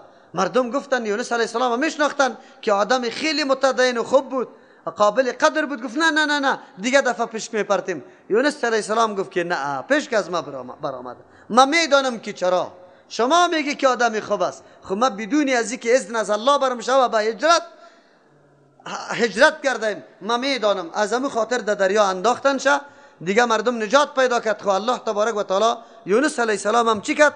توسط مایی نجات میده شه. اونجا در 3 مقام پشک انداخته شده و قرعه اندازی در دین برای تقسیم نیسته. زمانی که حصص مردم 1 برابر باشه، باز بعد از قرعه اندازی میشه که کسی نگه که اونو به ما بیا اونو به ما بیا.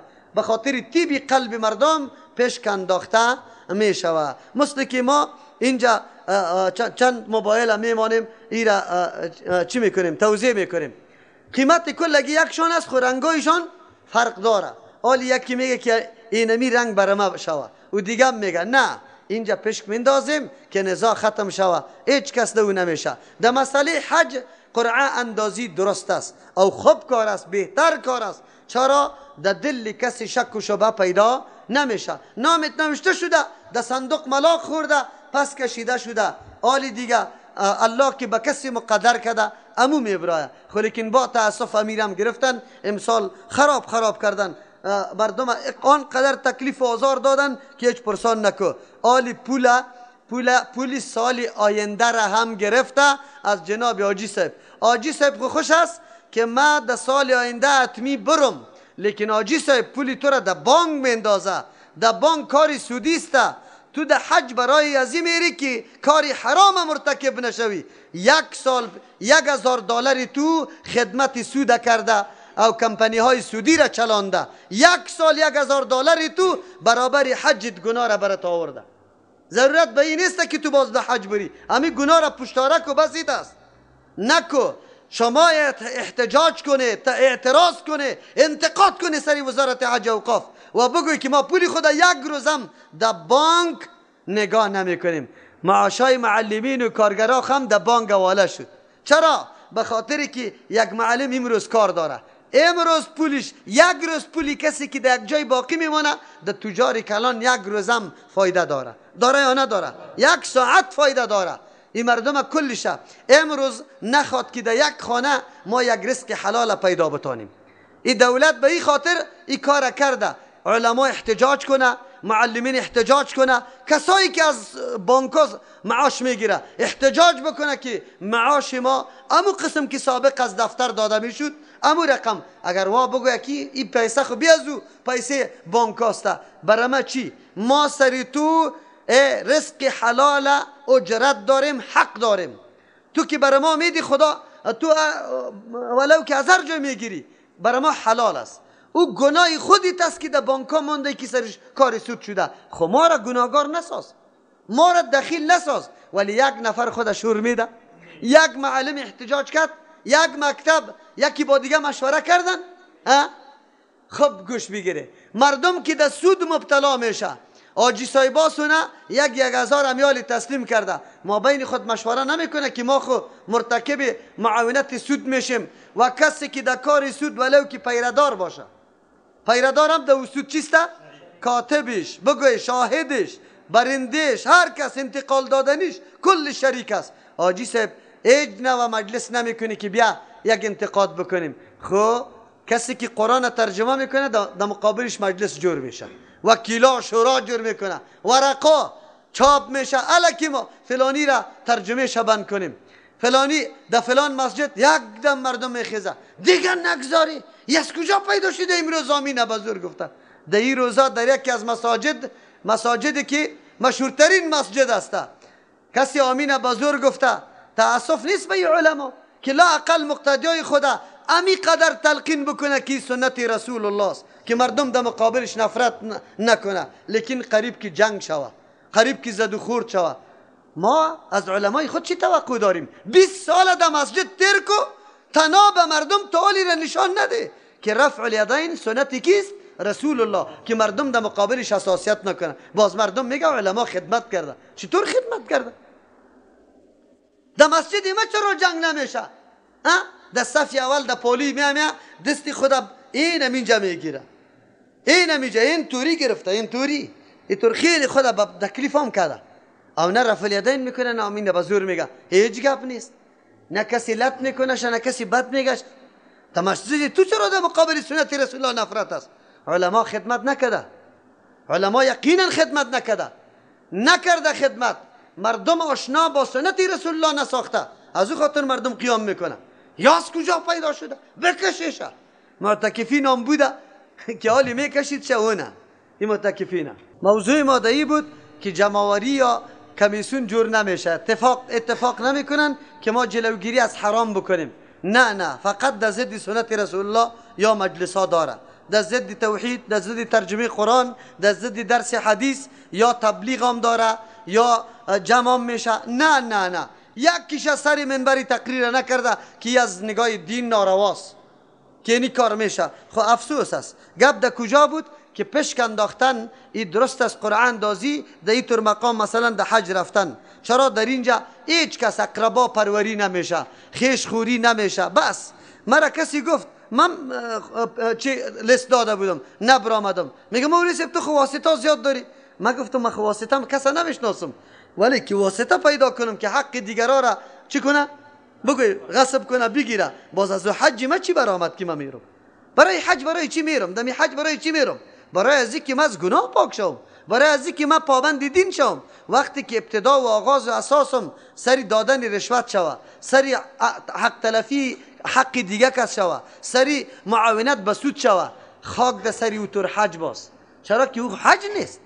تو خو از ابتدا گرفتی اساسش به گناه ماندی. حج خوی طور نیسته، او حج نیسته. مردم فقط به نام خوش است که مردم بگوید حاجی، نه طور نمیشه.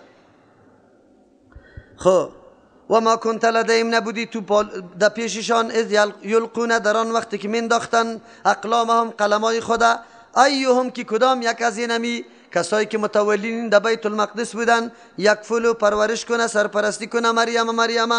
و ما کنت لدیهم، نبودی توی پیغمبر علیه السلام در پیش از یا، اذ یختصمون، در آن وقتی که نزاع داشتن، هر کس میگفت مریم در زیر کفالت ما بیا. چرا؟ نجابت و حالت مریم که وا مشاهده کرده بودن، میفهمیدن که مریم چه دختری باشه، مریم کدام کمالات و امتیازات داره. قدرت الله از چهره خردی مریم معلوم میشد که این کدام قسم زن می باشه. اذ قالت الملائکه یا مریم، قابل یادآوری است در آن وقتی که گفت ملائکه ای مریم، ان الله، یقینا الله تبارک و تعالی، یبشرک، تو را بشارت میده، خوشخبری میده، به کلمت منه، با یک کلمه که از جانب الله است. با کلمه، با عیسی علیه، با بچه‌ای که توسط کلمه الله پیدا میشه، یعنی کلمه کن اسباب ظاهری دو نمی باشه که پدر است، تنها از تو پیدا میشه به امر الله تبارک و تعالی که کن است، موجود شو او موجود میشه. اسمه المسیح عیسی ابن مریم، نامش مسیح است، عیسی مسیح لقبش است، عیسی اصل نامش است. ابن مریم، بچه مریم است، شهرتش دایی میشه. به خاطر ابن مریم گفته میشه که رد شوه بالای نصارا عقیده از وا که میگفتن ای ابن الله است، نعوذ بالله. نه، بچه مریم است. وجیها، معزز رویدار است، فی دنیا، در دنیا، به نبوت دادن، والآخرت، در آخرت، به شفاعت کردن. و من المقربین، از جمله کسایی هستند که خیلی پیشتاز است، پیش است به الله تبارک و تعالی. صفتای امی اولاد به مریم ملائک بیان کرده رایسته. خب مریم در کدام حالت است؟ سخت حالت است. قرآن عجیب درسا بروا میده. عیسی علیه السلام قبل از اینکه پیدا میشه، ملائک صفات عیسی علیه السلام به مریم بیان میکنه. اول بیان کرد که این بچه خلاف عادت داده میشه، این به فرمان موجود شدن کنی الله تبارک و تعالی موجود میشه، پدر مادر وجود نداره. اینطور فکر نکنی. خلاصی پیدا میشه، نامش هم از طرف الله است، لقبش هم از طرف الله. مسیح است لقبش، به خاطر که کوری مادرزاد دست میکشد، دعا میکنه، از الله میخواه، بازو بینا میشه. مرض پیس گرفته میباشه، او را مسا میکنه، او جور میشه. چرا این کار میکنه؟ به خاطر که در زمان عیسی علیه السلام طب یونانی در سرحد اعلا رسیده بود، هر کس لاف میزد. الله تبارک و تعالی در هر زمان معجزه پیغمبر دمو میدان مقرر میکنه که مردم دو میدان خیلی پیشرفته شده میباشه. در زمان موسی علیه السلام سحر ساحری خیلی زیاد قوت پیدا کرده بود. الله به موسی علیه السلام اینطور عصا داد که دیگه سحرها مکمل باطل میشد. طب در زمان عیسی علیه السلام درجه اعلی رسیده بود. الله به عیسی علیه السلام اینطور حالت نصیب کرد از جور شدن مریضا که دیگه طبیبا کل حیران بودن، نمیتونستن. در زمان پیغمبر علیه السلام فصاحت و بلاغت، شعرگویی در حد رسیده بود که هر کس امو شعرش که خیلی زیاد توانمند بود در دروازه کعبه آویزان میشد. الله بری پیغمبر اینطور کتاب روان کرد که کل فصاحت و بلاغت های سابقه قطع ششته شد. از او خاطر الله تبارک و تعالی مناسب معجزه میده. مسیح به این خاطر برش میگه یا مسیح خیلی دعوتگر است به سوی الله تبارک و تعالی. مسیح با برکت هم میگه، خیلی برکت داره عیسی علیه السلام، چرا که زود زود کلان میشه. عیسی ابن مریم، عیسی علیه السلام بچه مریم بی وجیها معزز و رویدار است فی دنیا، در دنیا که الله تبارک و تعالی پیغمبری را برش نصیب میکنه. بسیار رویدار در پیش الله کسی است که دعوت دین الله را بده، در رأس از انبیاء علیهم السلام قرار داره. بعد از هر کس که وظیفه را پیش میبره او هم در پیش الله رویدار میباشه. والآخرت، در آخرت هم رویدار است که الله شفاعت نصیبش میکنه، شفاعت میتونه. و من المقربین، از جمله کسایی است که خیلی پیشتاز به نزد الله تبارک و تعالی است. و یکلم الناس، سخن میگم رای مردم، فی المهد، در گهواره، و کهلا، در حالت پیریم. و من الصالحین، از جمله زمره او طایفه است که صالحین است. گپ زدن در گواره خو عجیب است. چرا در گواره طفل گپ زدن نمیتونه، اما الله تبارک و تعالی به عیسی علیه السلام توفیق میده که در گواره گپ بزنه، پاکی و براءت مادری خود چی کنه؟ بیان بکنه.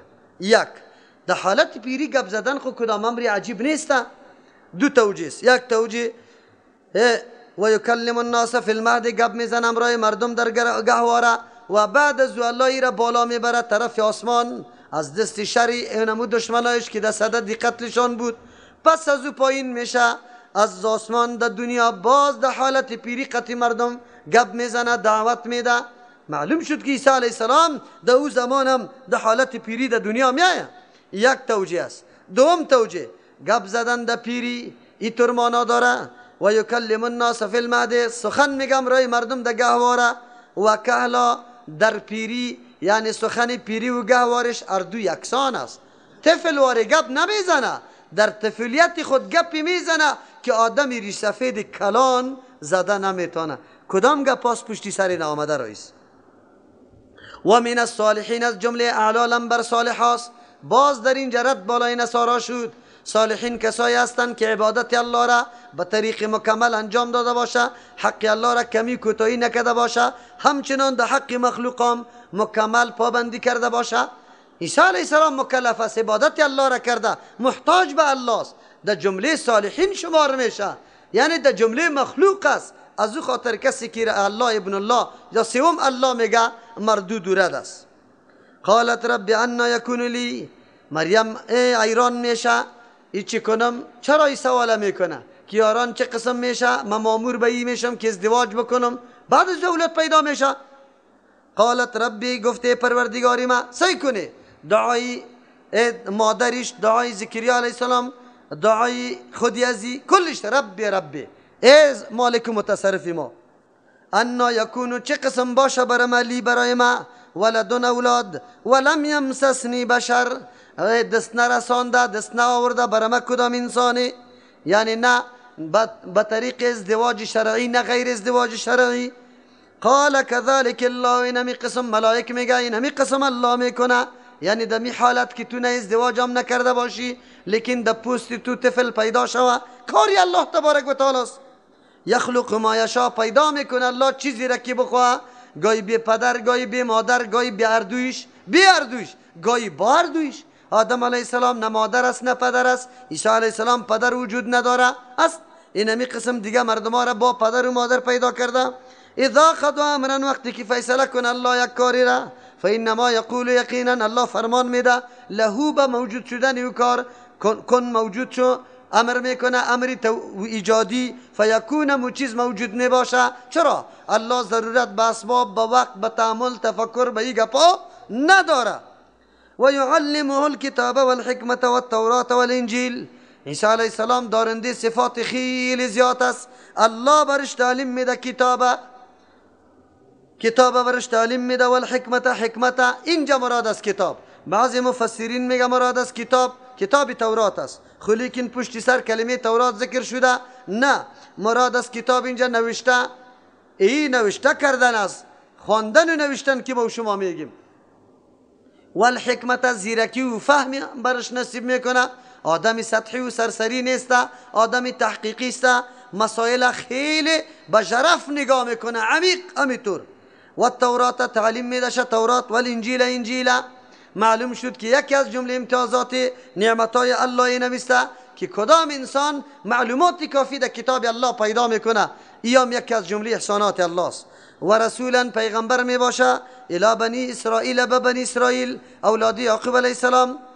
در رأس دعوتش کلمه می باشه، اول کلمش که به مردم میگه انی قد جئتکم بیایت، که بنی اسرائیل مخو یقینا آمدن کردم بیایت، با یک معجزه من ربکم، از جانب پروردگار شما، تا که تایید رسالتی ما شوه، شما هم تصدیق بکنی.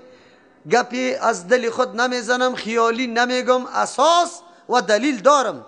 انی اخلق لکم، ما شکل میدم لکم برای شما، من الطین، از گل، یعنی از گل شکل پرنده را جور میکنم، که هیئتا که هیئت الطیر، یک شکل به مثل شکل چی؟ پرنده. فانفخ فیه، بعد از میدم پوف میکنم دو، فیکون طیرا، پس میگرده پرنده حقیقی، باذن الله، کمالی من است، به حکم کی؟ الله. خب به دستی ما جاری کرده، به دستی کی؟ معجزه در اختیار انسان نیست، الله جاری میکنه برای صداقت تو، برای عزت تو. و ابرئ الاکمه، و ما جور میکنم کسی که کوری مادرزاد باشه، و الابرص، کسی که مرض پیس گرفته باشه، و احیی الموتا، زنده میکنم مرداره، کلی کارا را باذن الله، با کی؟ به فرمان الله تبارک و تعالی. یعنی کاری من نیست، برای ما معجزه است. و انبئکم، خبر میدم شما را، بما، به او چیزایی که تاکلون میخوری، با وصفی که ندیدیم ما را، لیکن ما خبر میدم که اینی چیز خورده. و ما تدخرون، چیزی را که شما در خانه هایتان ذخیره کرده، من ندیدیم براتان میگم، فی بیوتکم، ذخیره کرده در خانه هایتان.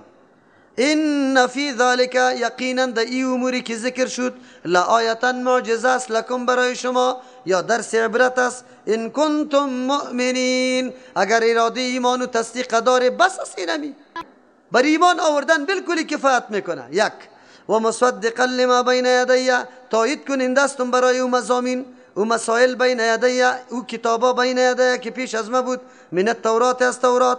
وليحل لكم، که حلال بسازم برای شما، یعنی بیان حلال بودنش بکنم، بعض الذی، از بعضی او چیزایی که حرم علیکم، حرام کرده شده بود بالای شما. و حرام از طرف الله نبود، خودشان سری خود حرام کرده بود. بله، یعقوب علیه السلام شیر و گوشت شتر که لذیذترین مطعومات به نزد خودش بود، بنابر که سری خود نظر کرده بود، او سری خود حرام کرده بود. اینطور حرام نه، به خاطری که چیزی محبوب بود، یک امر سری خود نظر کرده بود، به خاطر پوره شدن نظر خود کار کرده بود. اما یا تحریف کردن گفتنی سر ما حرام است. عیسی علیه السلام میگه کسایی که در دین مداخلات بیجا کرده و چیزی که الله حرام نکرده یاد جمله حرام شمرده او را باید بیان بکنه.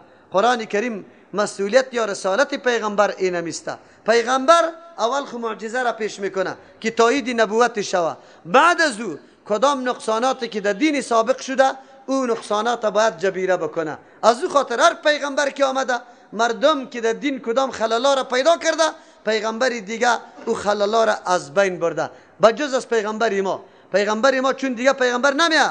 در امتهای سابقه ذرایع و وسایل گناه منع نبود. در شریعت پیغمبر نه تنها که گناه خود منع است، هر چیزی که وسیله و ذریعه برای گناه است او هم منع شده، به خاطر که هیچ خلل در شریعت پیغمبر پیدا نشوه.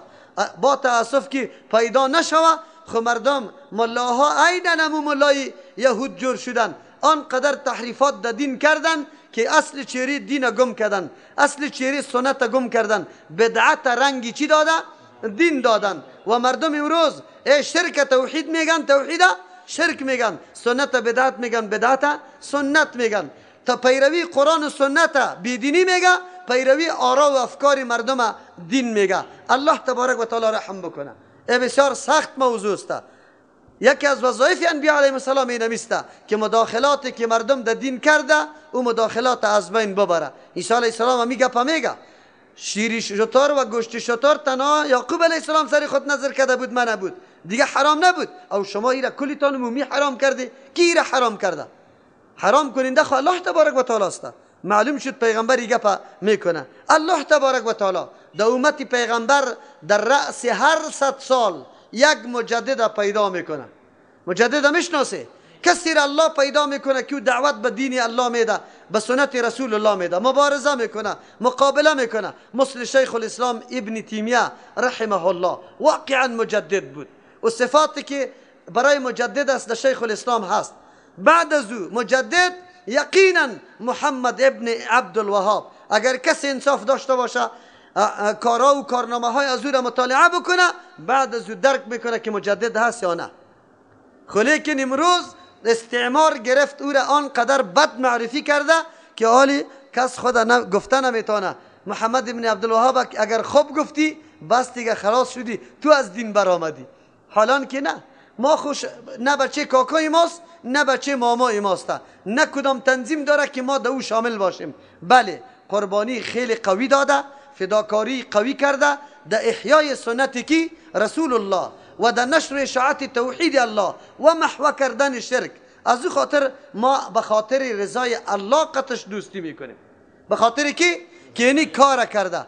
اگر مردم که میگه که نه اینطور کار داشت اینطور کار داشت، در مورد شیخ الاسلام هم امی گپ میزنه.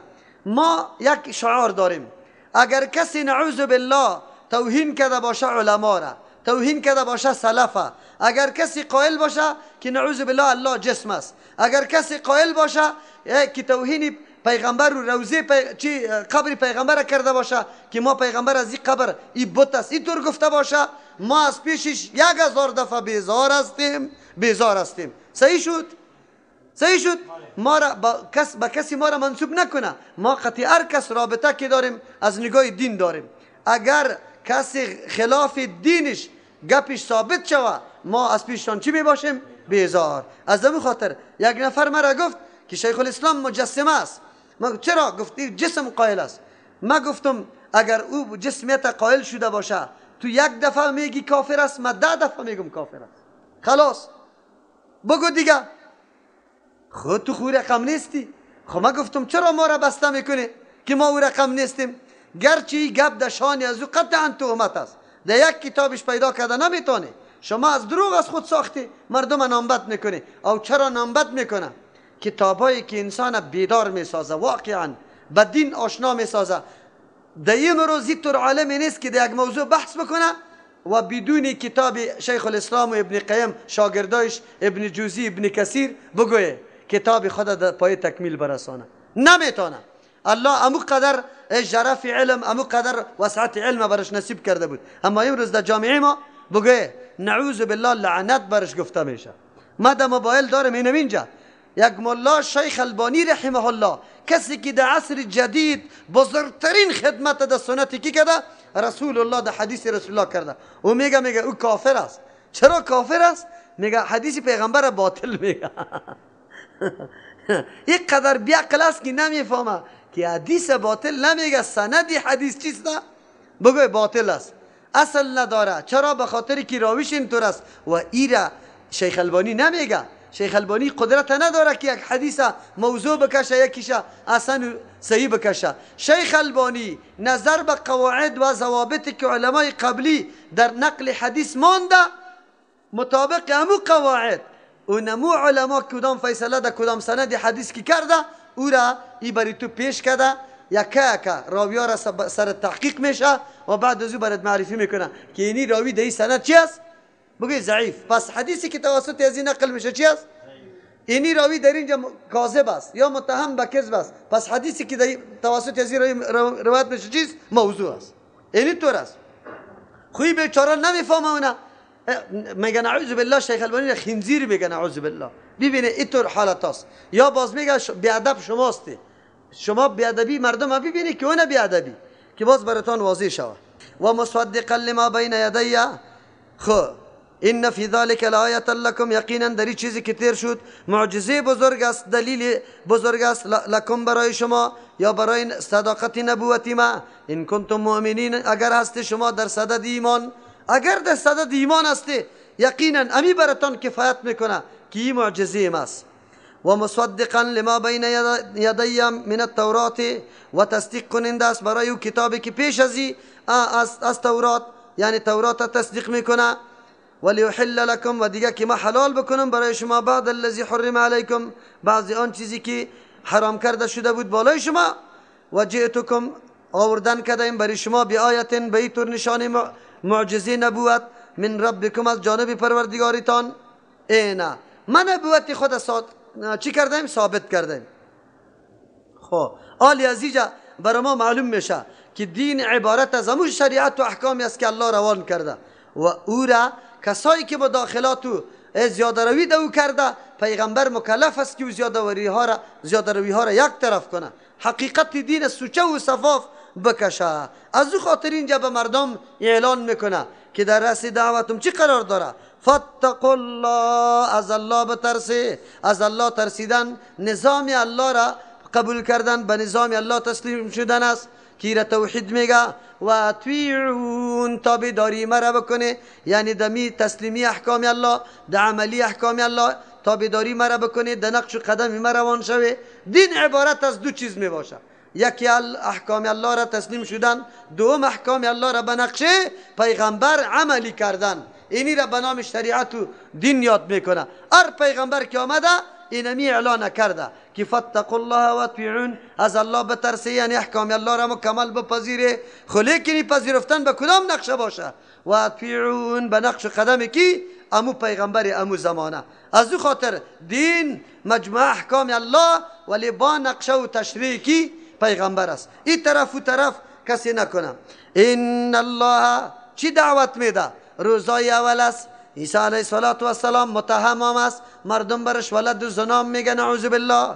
نه ایگه پاره برش میگه، لیکن میکنه که مداهنت کنه که والا باز قوم از پیشم یاغی نشوه، یک چند روز خیر است، قطعی مردم هم میتور شرک کده میرم، در ختما شریک میشم، بدعه اسقاط میگیرم، سرسایه را جمع میکنم، باز کدام وقت دیارا میگم کی گپانا را واسطه. این طوری نمیشه.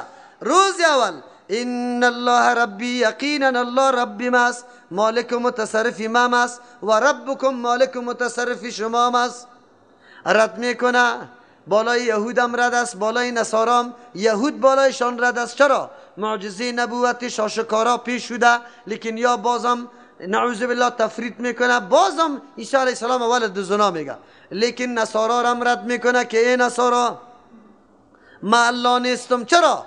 مثل که شما پیدا شدیم من پیدا شدم، شما محتاج هستی من محتاج هستم. اینمی قسم که مالک و متصرف سر شما الله، سر من الله است، ضرورت به الله دارم، شما هم ضرورت به الله داره. بس ما را ابن الله یا الله معرفی نکنه. ان الله ربی و ربکم، یقینا الله مالک و متصرف ما هم است و مالک و متصرف شما هم است. فاعبدوه، عبادت یک الله را بکنه. دین مجموعه دو چیز است، عقیده و عمل. در اینجا میگه این الله ربی و ربکم، الله مالک و متصرف ما و از شماست. عقیده در اینجا تکمیل شد. آلی عمل چطور شد؟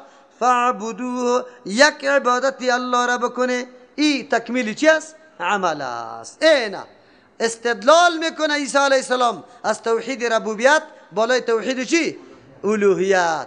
وقتی که الله مالک متصرف ماست، هیچگاه شایسته نیست، لایق نیست که مالی عبادت برای کسی دیگه بکنیم غیر از کی؟ چی ما باشم چی شما باشه، هر کسی کی باشه. تو نمیشه که شما علی عبادتی مرا بکنی.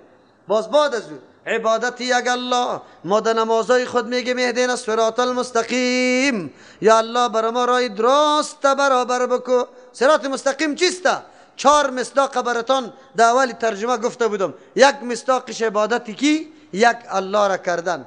عبادت یک الله را کردن چیست؟ صراط مستقیم. یعنی عقیده توحید داشته باشی که کل عبادتات برای الله باشه، با مخلوق نباشه، اینی راه مستقیم است. پس کسی که عبادت یک الله را نمیکنه، به دیگران نظر میکنه، بعد از دیگران دعا طلب میکنه، به نام دیگران ذبح میکنه، در وقت مشکلات و حاجتات دیگران آواز میده و مشکل کشا و شفا دهنده مو میدانه، اولاد دهنده مو میدانه، اینجا باز ای قطعا عبادت الله را نکرده، در صراط مستقیم نداره.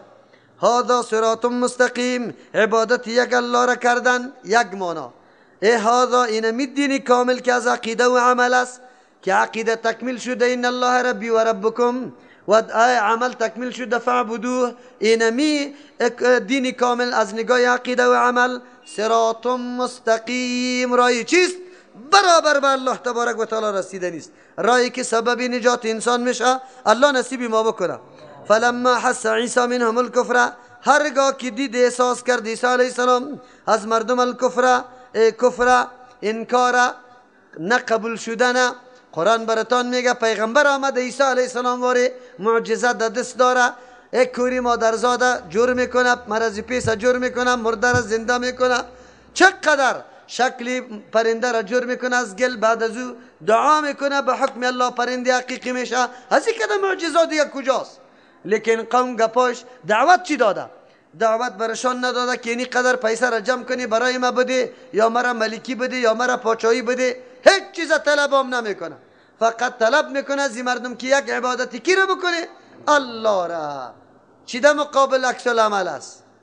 عکس العمل گلا در گردن انداخته نمیشه. ملایی که یک دفعه از قریه رانده نشد، ملایی که سنگ نخورد، ملایی که در مقابلش گپ زده نشد، ملا نیست. اصلا ملا نیست. ملا او ملنگ از قطی مردم موافقه کردم، ملا نیست. ملنگ از قطی مردم.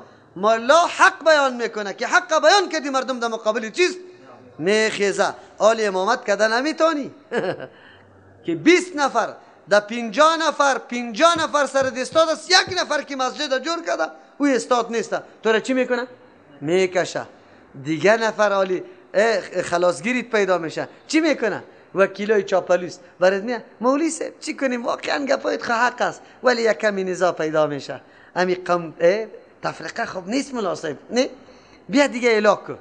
چرا؟ به خاطری که وکیل صاحب قطی ملای دیگه هر پنجشنبه در ختم میرفت، پیسه را هم میگرفت. وکیل صاحبان بود دیگه، حالی قیتو ختما گم شد حالی دیگه هیچ گپا نیست، میلادا گم شد، اسقاطا گم شده. حالی نه وکیل خوشید داره و نه آجی خوشید داره. اصلا مطور یعنی باز غلی کده ایره فریب میده که تفرقه خوب نیست. کسی جا مرد پیدا نمیشه که گپ حق است. یک نفر و مردم این ملا سرش چی انتقاد داره؟ اینی گپ داره، این انتقاد غلط است یا درست است؟ اگر غلط است علمای تانه بیاره قطش بشانه که غلطی از زیر ثابت کنه که ما کنم شه. اما اگر غلط نباشه این قابل کشیدن نیست. کشیدن از این بیعزتی عزیز. ما از این دفاع میکنم، از آبرویش دفاع میکنم، از حق دفاع میکنم. خیلی خوب که بازم نمیمانه، ما امی قسم عالم چی میکنم؟ میخواهم امی قسم عالم بیاری که برای ما درس قرآن بده، حدیث بده، حقایق بیان کنه. باز بعد از وقت شما توافق دارم که وا پیدا میتونه نمیتونه. اما در اینطور مواقع کلگی چی میکنه؟ بگوی امروز در مورد ملا گپ زده میشه، اما خیلی دینداری ما سلفی که خود میگیره او از خانه در مسجد نمیاد، در جماعت گم که میگه باز خوب نیست. نه، تو در اینطور موقع اول بیا اعلان کو که ما اینمی ملا را قبول دارم، دیگر را قبول ندارم. تو این را قبول نداری، ما دیگر را قبول ندارم. بیای که اردوی ما امتحان بده، بیای که خدمات مقایسه کنیم، ملای سابقی خودم یا علی خودم.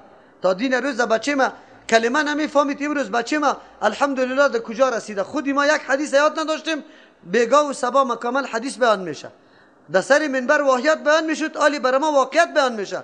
چطور تو این را قبول نداری؟ بگو برم. لیکن غیرتا نیست، غیرتی وجود نداره. قدرت الله، هر کس خود شانه خالی میکنه، میگه در جنجال واقع نشوم.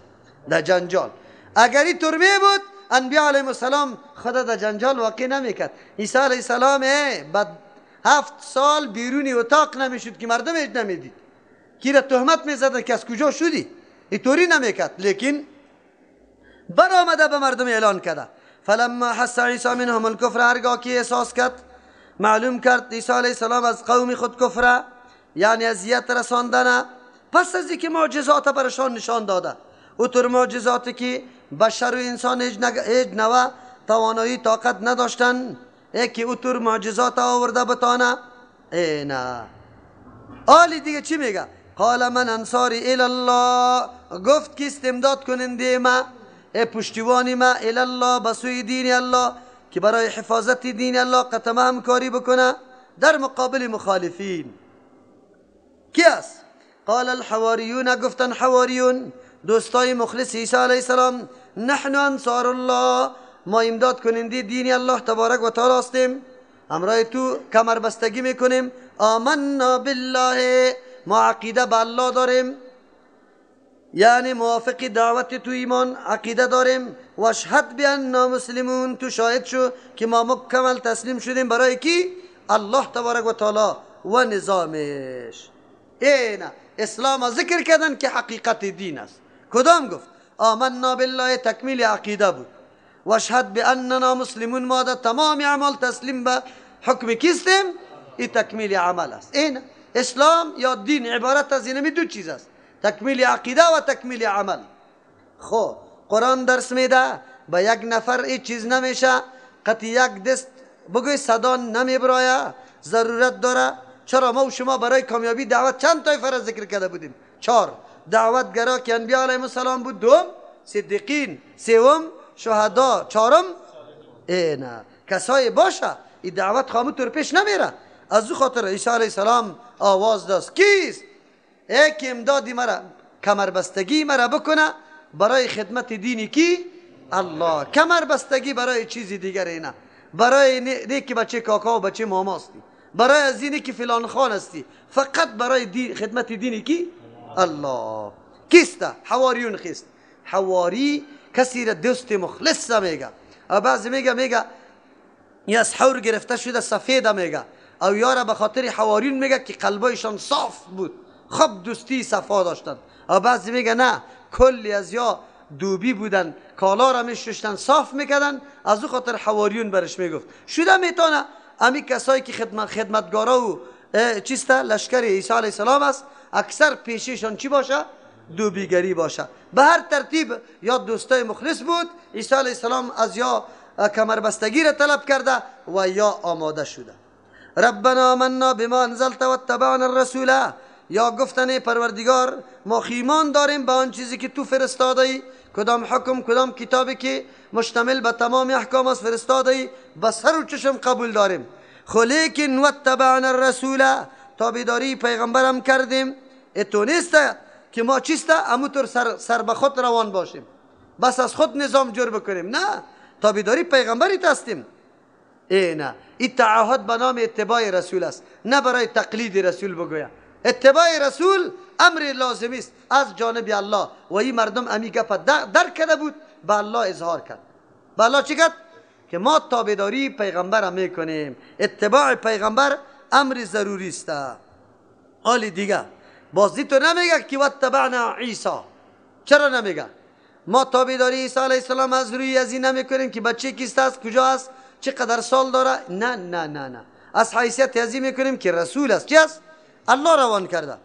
فاکتبنا مع الشاهدین، ما را دعاست، یعنی ما را نوشته که امرای کسایی که حاضر در جماعت کامل دین باشه.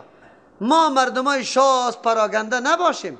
کدام جماعت مرکزی که خدمت دین میکنه الله ما را از او جمله شمار بکو. از او خاطر، به خاطری که تو دعوت بکنی، در دعوت داخل باشی.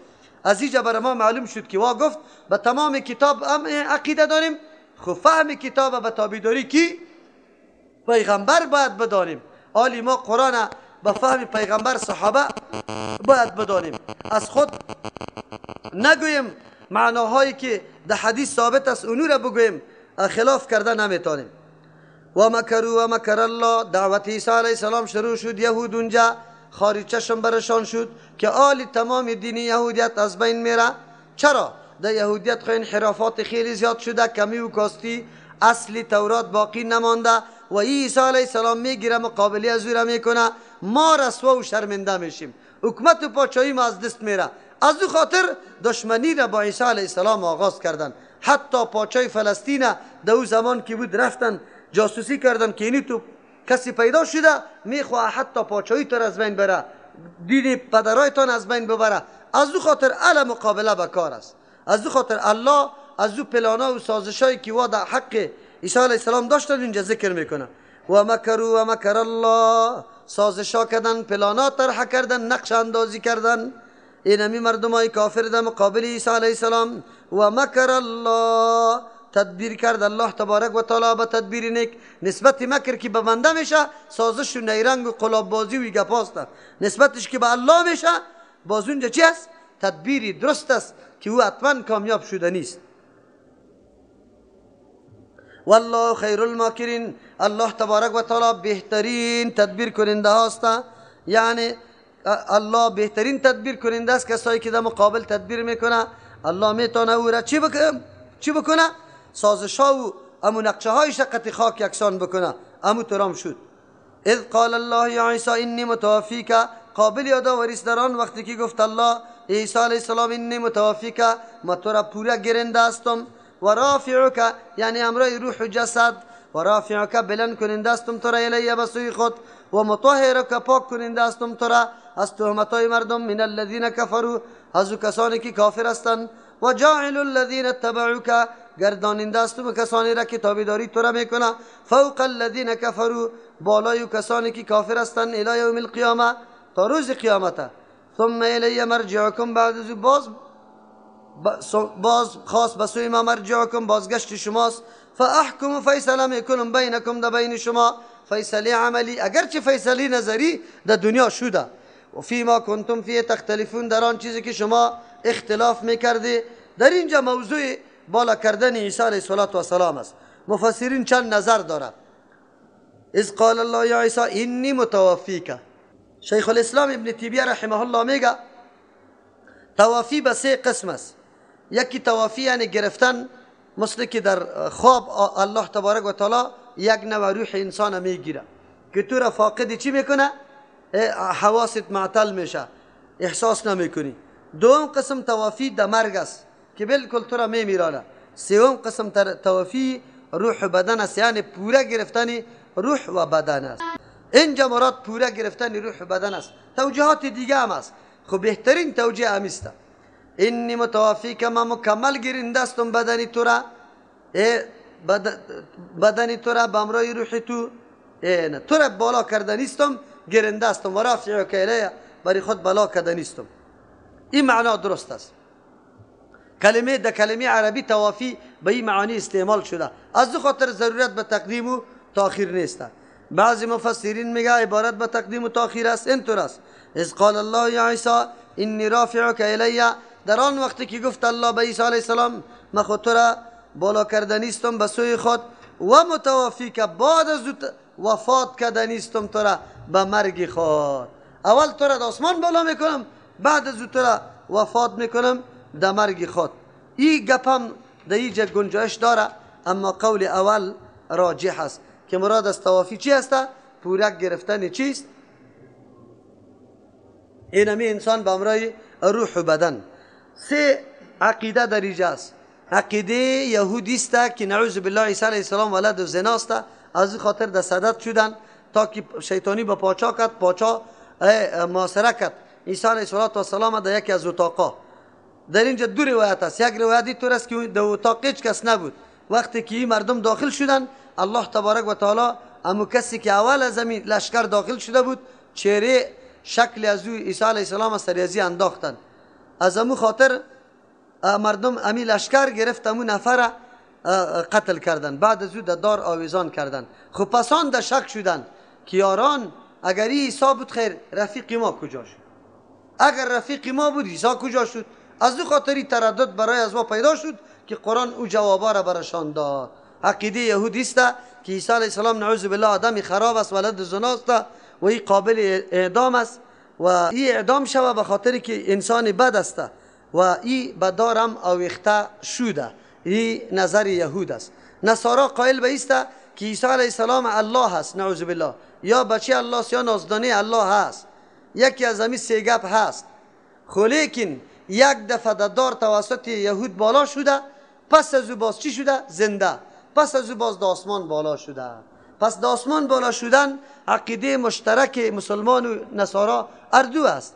لیکن فرق در بین است که ما میگیم قبل از مرگ بالا شده و چی میگه؟ بعد از مرگ میگه بالا شده. از او خاطر آیات های قرآن کریم رد صریح میکنه بالای از وا.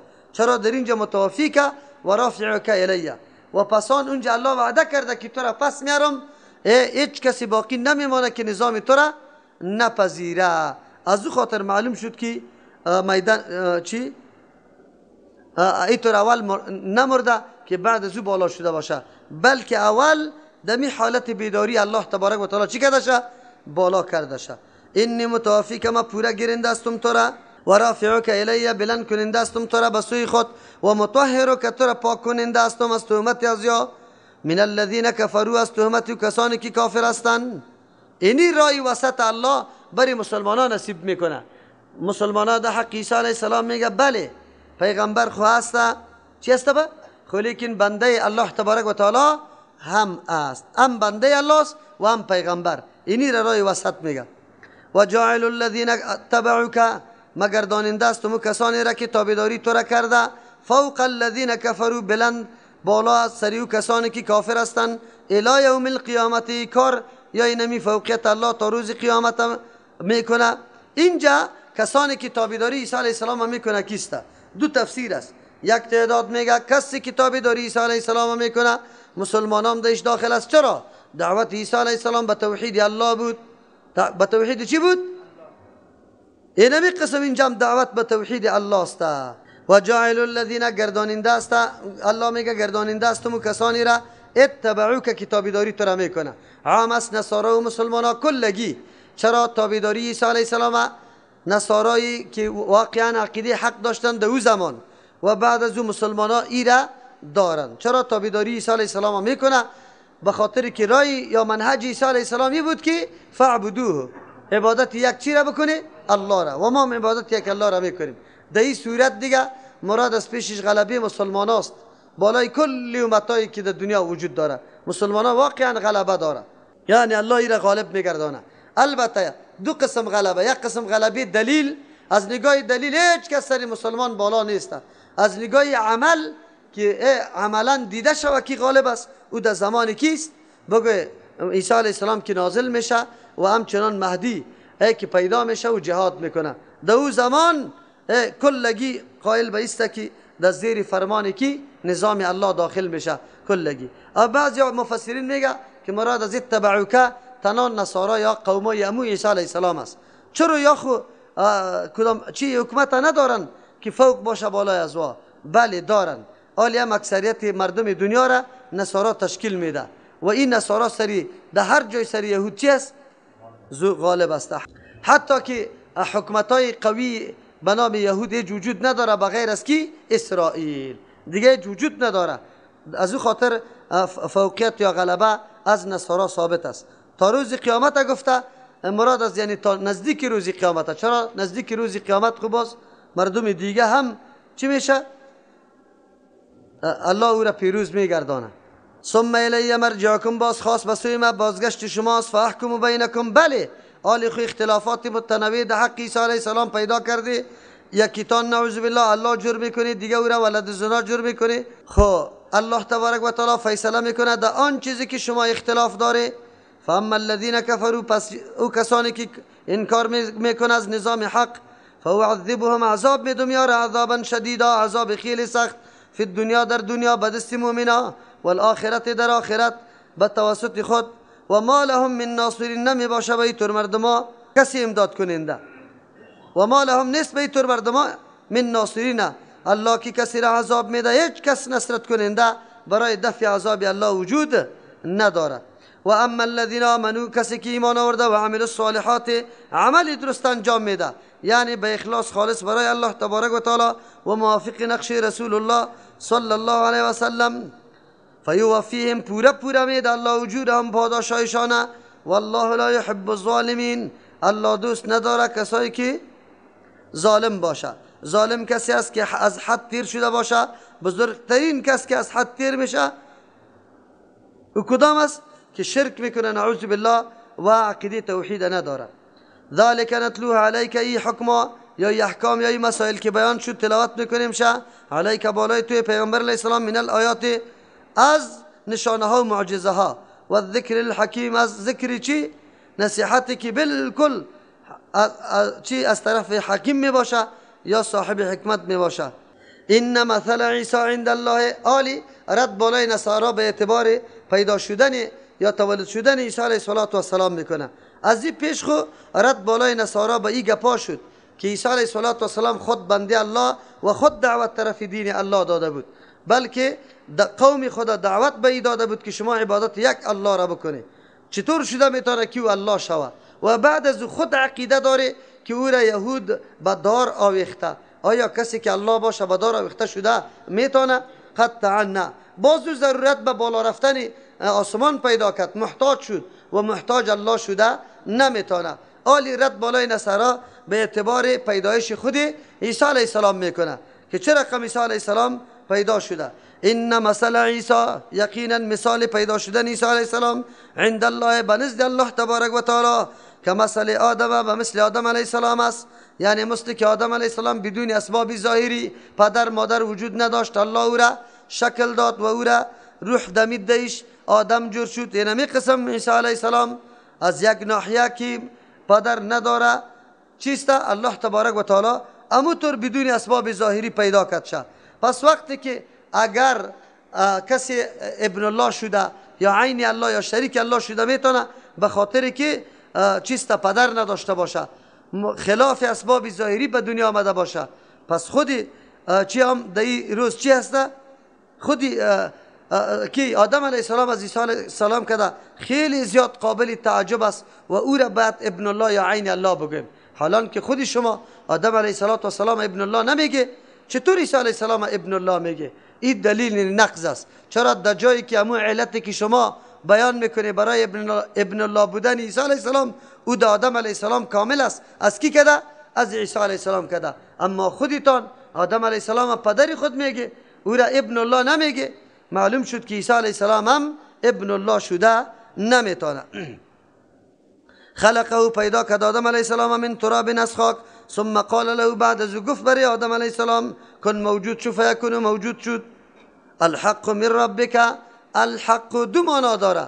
اینمی موضوع بالکل ثابت و راست است از جانب پروردگاری تو، یعنی پیدایش عیسی علیه السلام بدون پدر شده به واسطه حکم و فرمان الله، بدون اسباب ظاهری. مردم که در این مورد اختلاف و تنازع داره، او اختلافات کلش نادرست است، نارواست، بلکه بینمی سیستم در دنیا آمده. از او خاطر الحق، پیدایش عیسی علیه السلام ثابت است من ربک، از جانب پروردگار. یا دوم الحق، حق امور میگه عند الله، الحق را میگه من ربک که از جانب پروردگاری تو باشه. تعریفی حق میکنه، حق اموسته که از جانب الله بیان شود و نبوت عیسی علیه السلام و چیست بندگی و عبدیت عیسی علیه السلام از جانب کی بیان شده؟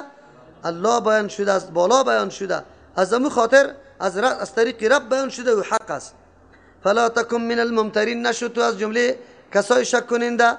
اینجا مراد از پیش شو کسای هستند که وا کم کم شک میکنه.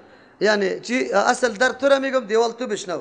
اصل مقصد این نیست که پیغمبر شک بکنه در اینکه عیسی علیه السلام به این سیستم پیدا شده، بلکه اعتراضات و شبهات باطل یهود و نصارا بعضی اوقات انسان چی میکنه؟ متردد میسازه که یاران عیسی علیه السلام چطور باشه. دیگه تو را گفت که قطعا تردد نکو، اینمی چیسته؟ ای از جانب الله تبارک و تعالی است و الله تبارک و تعالی پیدا کرده شد. حق من ربک فلا تکن من الممترین.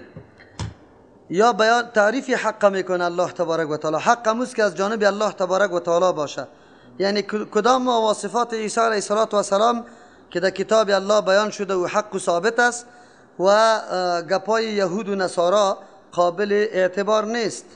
یعنی مواصفات عیسی علیه السلام که در کتاب الله بیان شده از جانب الله، این بالکل حق و ثابت است که عیسی علیه السلام بنده الله و رسول الله است. نه گپای نصارا درست است که ایرا عین الله یا ابن الله یا صالح سوم الله میدانه، و نه گپای یهود درست است که ایرا نعوذ بالله ولد و زنا معرفی کرده. از او خاطر الله میگه فلا تکن من الممترین، تو نشو از جمله کسایی که شک کننده است. پیغمبر خو شک نمیکنه، لیکن به آینده امت الله تبارک و تعالی یک هشدار میده. سوالا و اعتراضات یک تعداد مردم، شبهات یک تعداد مردم بعضی اوقات باعث میشه که بعضی مسلمانان در مورد عیسی علیه السلام در شک شوه، خصوصا در عصر حاضر ما که دعوت به سوی نصرانیت خیلی زیاد اوج گرفته و خیلی زیاد دعوت داده میشه. انجیلا چاپ شده به مردم توزیع میشه، حتی به شاگردای مکاتب پت پت توزیع شده. شما این را خوب میبینی. الله تبارک و تعالی قرآن یک کتاب معجز است. در او زمان الله این را بیان کرده که فلا تکن من الممترین. بعضی مسلمان ها زیر اثر تبلیغات اینمی نصرانیت رفته و در مورد عیسی علیه السلام تصوراتی که خلاف قرآن است او را بر خود پیدا کرده. از او خاطر الله گفت که نه، آن چیزی که در قرآن بیان شده در شان عیسی علیه السلام امو درست است و تو در جمله کسای نشوی که مترددین باشی. یا دوم ترجمه است که الحق من ربک، تعریف حق میکنه، چیزی حق و آن چیزی که واقعیت داره و نموست که از جانب الله باشه، یعنی دلیلش از جانب الله آمده باشه. اینطور نمیشه که یک آدم ادعا بکنه او حق باشه. چیزی که دلیل از جانب الله داشته باشه اونو حق است. پس آن چیزی که در قرآن کریم برای تو از طرف الله ثابت میشه، بیان میشه، در او هیچ نوع شک نکنی. از همون خاطر بزرگترین اطمینان یا بگوی تسکین قلب انسان توسط کی میشه؟ قرآن کریم. یک آدم در یک موضوع و مسئله متردد می باشه، زمانی که برای اثبات مسئله آیت قرآن بخونی باز دیگه هیچ مجال نداری، راه نداری که تو دیگه طرف بری یا شک بکنی. چرا؟ به خاطر که دلیلش چی را بیان کرد؟ قرآن بیان کرد. از همون خاطر این جمعی را این موضوع را بیان کرد که حق اموز که از جانب الله آمده باشه. فمن حاجک فیه من بعد ما جاءک من العلم، از این معلوم میشه که در زمان پیغمبر علیه السلام و همچنان بعد از او نصارا خیلی زیاد نفوذ داره. مثلا آلی در دنیا بسیار چیسته نفوذ زیاد از نصاراست. حکومت ها به نام نصرانیت است، اگرچه اینطور عقیده قوی برای نصرانیت هم نداره. اکثر مملکت ها علمیانیت نظر علمانی داره، یعنی بیدین که پابند دین نباشه. از همون خاطر و دین از حکومت داری و امن نظام خود چی میدانه؟ جدا میدانه. از در اون زمان پیغمبرم نصارا مقابله و مناظره با امرای پیغمبر داشت. اینجا قرآن کریم بر ما میگه که آینده اینمی قسم صورت ها وجود داره. حالی هم اگر شما خود افغانستان و قدر زیاد اینترنت توی گپا را تعقیب نمی کنیم، حالی فعلا در سطح اینترنت بسیار مناظره ها در بین مسلمان ها و نصارا وجود داره که و مناظره میکنه. قرآن اسلوب مناظره را و آخری رای حل برای مسلمان ها بیان میکنه. اول چی طور است؟ فمن حاجک، کسی که دلیل گویی میکنه امرای تو، بحث و مشاجره میکنه فیه در فمن حاجک فیه، کسی که دلیل گویی میکنه در حق عیسی علیه السلام من بعد ما جاءک من العلم، پس از اینکه آمد بری تو دلایل مستند توسط قرآن کریم که عیسی علیه السلام ابن الله شده نمیتونه بلکه او بنده الله است و پیغمبر الله است. فقل برش بگو تعالوا ندعو ابناءنا، دلیل برش بیان کو از کتاب الله، برش دلایل بیان کو مثل که حالی بیان شد که پیدایش عیسی علیه السلام به کدام سیستم شده؟ این از کجا شروع کرده بود سلسله پیدایش از پیدا شدن مریم و بعد از او عیسی علیه السلام ختم شده بود. اگر این دلایل کسی قبول نداره، آخری راه حل ایره به نام مباهله یاد میکنه. مباهله به دعا کردن میگه، به دستجمی بالای کسی که در راه باطل باشه. و این مباهله را کسی کرده میتونه که در منهج و راه خود بالکل 100% یقین داشته باشه. هر کسی را نمیتونه. از همون خاطر یک مباهله را الله پیغمبر علیه السلام با یهود کرد که بیای برایم مرگ طلب بکنیم. شما خو میگی جنت از برای ماست، لیکن بیای که مرگ طلب بکنیم. و آمادن نشدن در میدان نبر آمدن. چرا؟ میفهمیدن که مرگ طلب کنیم مرگ سر ما میآید و ما هم رسوا میشیم و هم اونجا عذاب ما اضافه است. نصارا هم به مباهله دعوت داده. قرآن درس میده اگر یک طایفه و گروپ قطعی تو دلیل نمیپذیره، گپ در آخر میرسه، آلی تو برای اعلان کردن منهج حقی خود به مباهله که بیایی برایم در میدان. ابن قیم رحمت الله علیه، شیخ الاسلام رحمت الله علیه اینمی قسم در مباهله برآمده. ابن قیم رحمت الله علیه در مورد صفات الله که امی رقم که در قرآن آمده به الله ثابت است، کیفیتش نامعلوم است. قطعی مردم در مناظره شد، علما قطعش مناظره داشتن که طور نیست. مثل که حالی اکثر علمای عقیده را نداره. این عقیده سلف است در مورد صفات الله، لیکن حالی یا صفات الله را تاویل میکنه یا در به قدرت و نعمت معنا میکنه. استوا را به معنای چی؟ تسلط و گپا میگیره. اینی قسم تاویلات، این تاویلات عقیده سلف صالح نیست، بلکه این بدعت است. حالی هم بسیار مردم امی بدعت محکم گرفته. ابن قیم رحمت الله علیه اعلان مباهله کرد. چرا؟ و یقین داشت که اینمی منهج چی است؟ حق است. حالی اما دمی مسئله توحید، دمی مسئله سنت با مردم بالکل آماده به مباهله هستیم که برایم در میدان کلی ما دستجمی دعا بکنیم به دعا که هر کس ناحق است الله تبا کنه. خلاص اینمی طور این آخری راه حل است برای ظاهر شدن حق. نصارا را وقت پیغمبر دعوت داد، نصارا فهمیدن که حالی در میدان برایم گپی ما ختم میشه، ام رسوا ام در بدر و خاک بسر.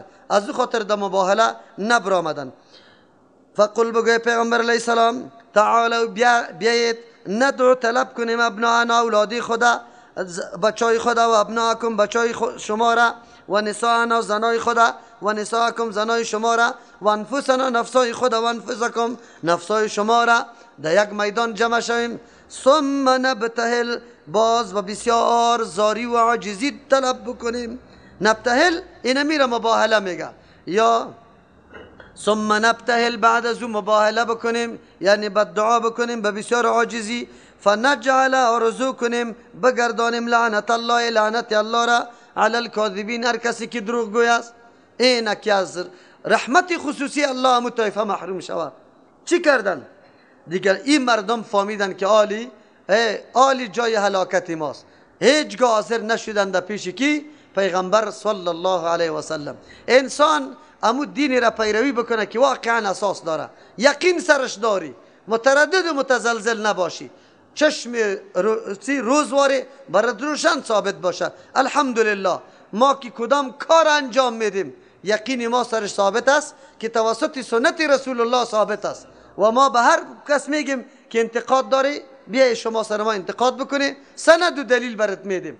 اتو نمیکنیم که این طرف و طرف خدا بزنیم، نه، صریح سنت صریح و ثابته براتان پیش میکنیم که نه، اینی طریقی پیغمبر صلی الله علیه وسلم.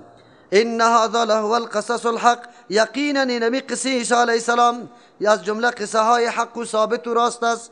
و ما من اله الا الله، نتیجه تمام قصه ها اینمی است که نیست معبود لایق پرستش و بندگی الا الله، بغیر از یک الله. نه عیسی علیه السلام الله شده میتونه، نه زکریا علیه السلام، نه مریم، هیچ کدامشان.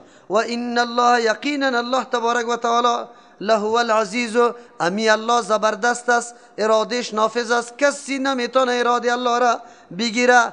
الحکیم، و حکمت والاست، الله میتونه اینمی طور مردم را کلگی به یک دین جمع کنه، هیچ نظریه و شک باقی نمانه. لیکن اختیار به مخلوق خود داده تا که الله تبارک و تعالی نتایج بنابر اختیار مرتب بسازه که کی رای خوبه میره کی رای بده، بعد از اون نتیجه سرش مرتب شوه. الحکیم حکیم است، یعنی حکمت والاست، بنابر همین حکمت به مردم موقع میده. مردم خیلی بدگویی و غلط کاری میکنه، لیکن الله میدان برش اعلا کرده تو باش تاکیه، تا چه قدر خیز میزنه، تا چه قدر میدوه، تا چه قدر دلیلی باطل میگه، آخر کدام طرف؟ خب فین تولا، و اگر یا اعراض میکنن نمیپذیره ای واقعیت که عیسی علیه السلام بنده الله و رسول الله است، فان الله یقینا الله تبارک و تعالی علیم، خب عالم است، بالمفسدین، و کسایی که فساد پیش میکنه. اینجا فساد عبارت است دعوت به سوی شرک است، دعوت به سوی مخلوق پرستی است. چرا نصارا ادعا میکردن که عیسی علیه السلام بچه الله است، متصرف است از جانب الله؟ چرا؟ به خاطر کوری مادرزاد بینا میشه، مرض پیس جور میکنه. این حالات دیده بود، مردم دعوت به این میداد. این را میگه مخلوق پرستی، و از قرآن معلوم میشه که دعوت به سوی مخلوق پرستی بزرگترین فساد است. چرا که مردم عقیده خدا چی میکنه؟ عقیده صحیح خدا از دست میده، گم میکنه. مثل که آل مردم مسلمان ما همینطور شده، دعوت به سوی مخلوق پرستی هست، سری مردم اشتباهات آمده، نامش میمونه وسیله. ما ای را از خودش طلب نمیکنیم، چی میکنیم؟ وسیله میکنیم. وسیله خو اصل صفات الله است، صفات الله را وسیله کو، عمل صالح تا وسیله کو، آن چیزی که به دلیل صحیح ثابت است او را وسیله کو. این خود دلیل نداره، لیکن باز مردم چون این نکته ها را نمیفهمه، بیچاره در دام ازوا چی میشه؟ گیر میشه، باز اون همونطور حالت خراب پیدا میکنه. سبحان ربك رب العزة عما يصفون و سلام علی المرسلین و الحمد لله رب العالمین. برای دریافت سلسله درس‌های تفسیر قرآن کریم توسط استاد ابو عبیدالله متوکل رحمه الله به شبکه یوتیوبی مولانا متوکل رحمه الله وارد شوید.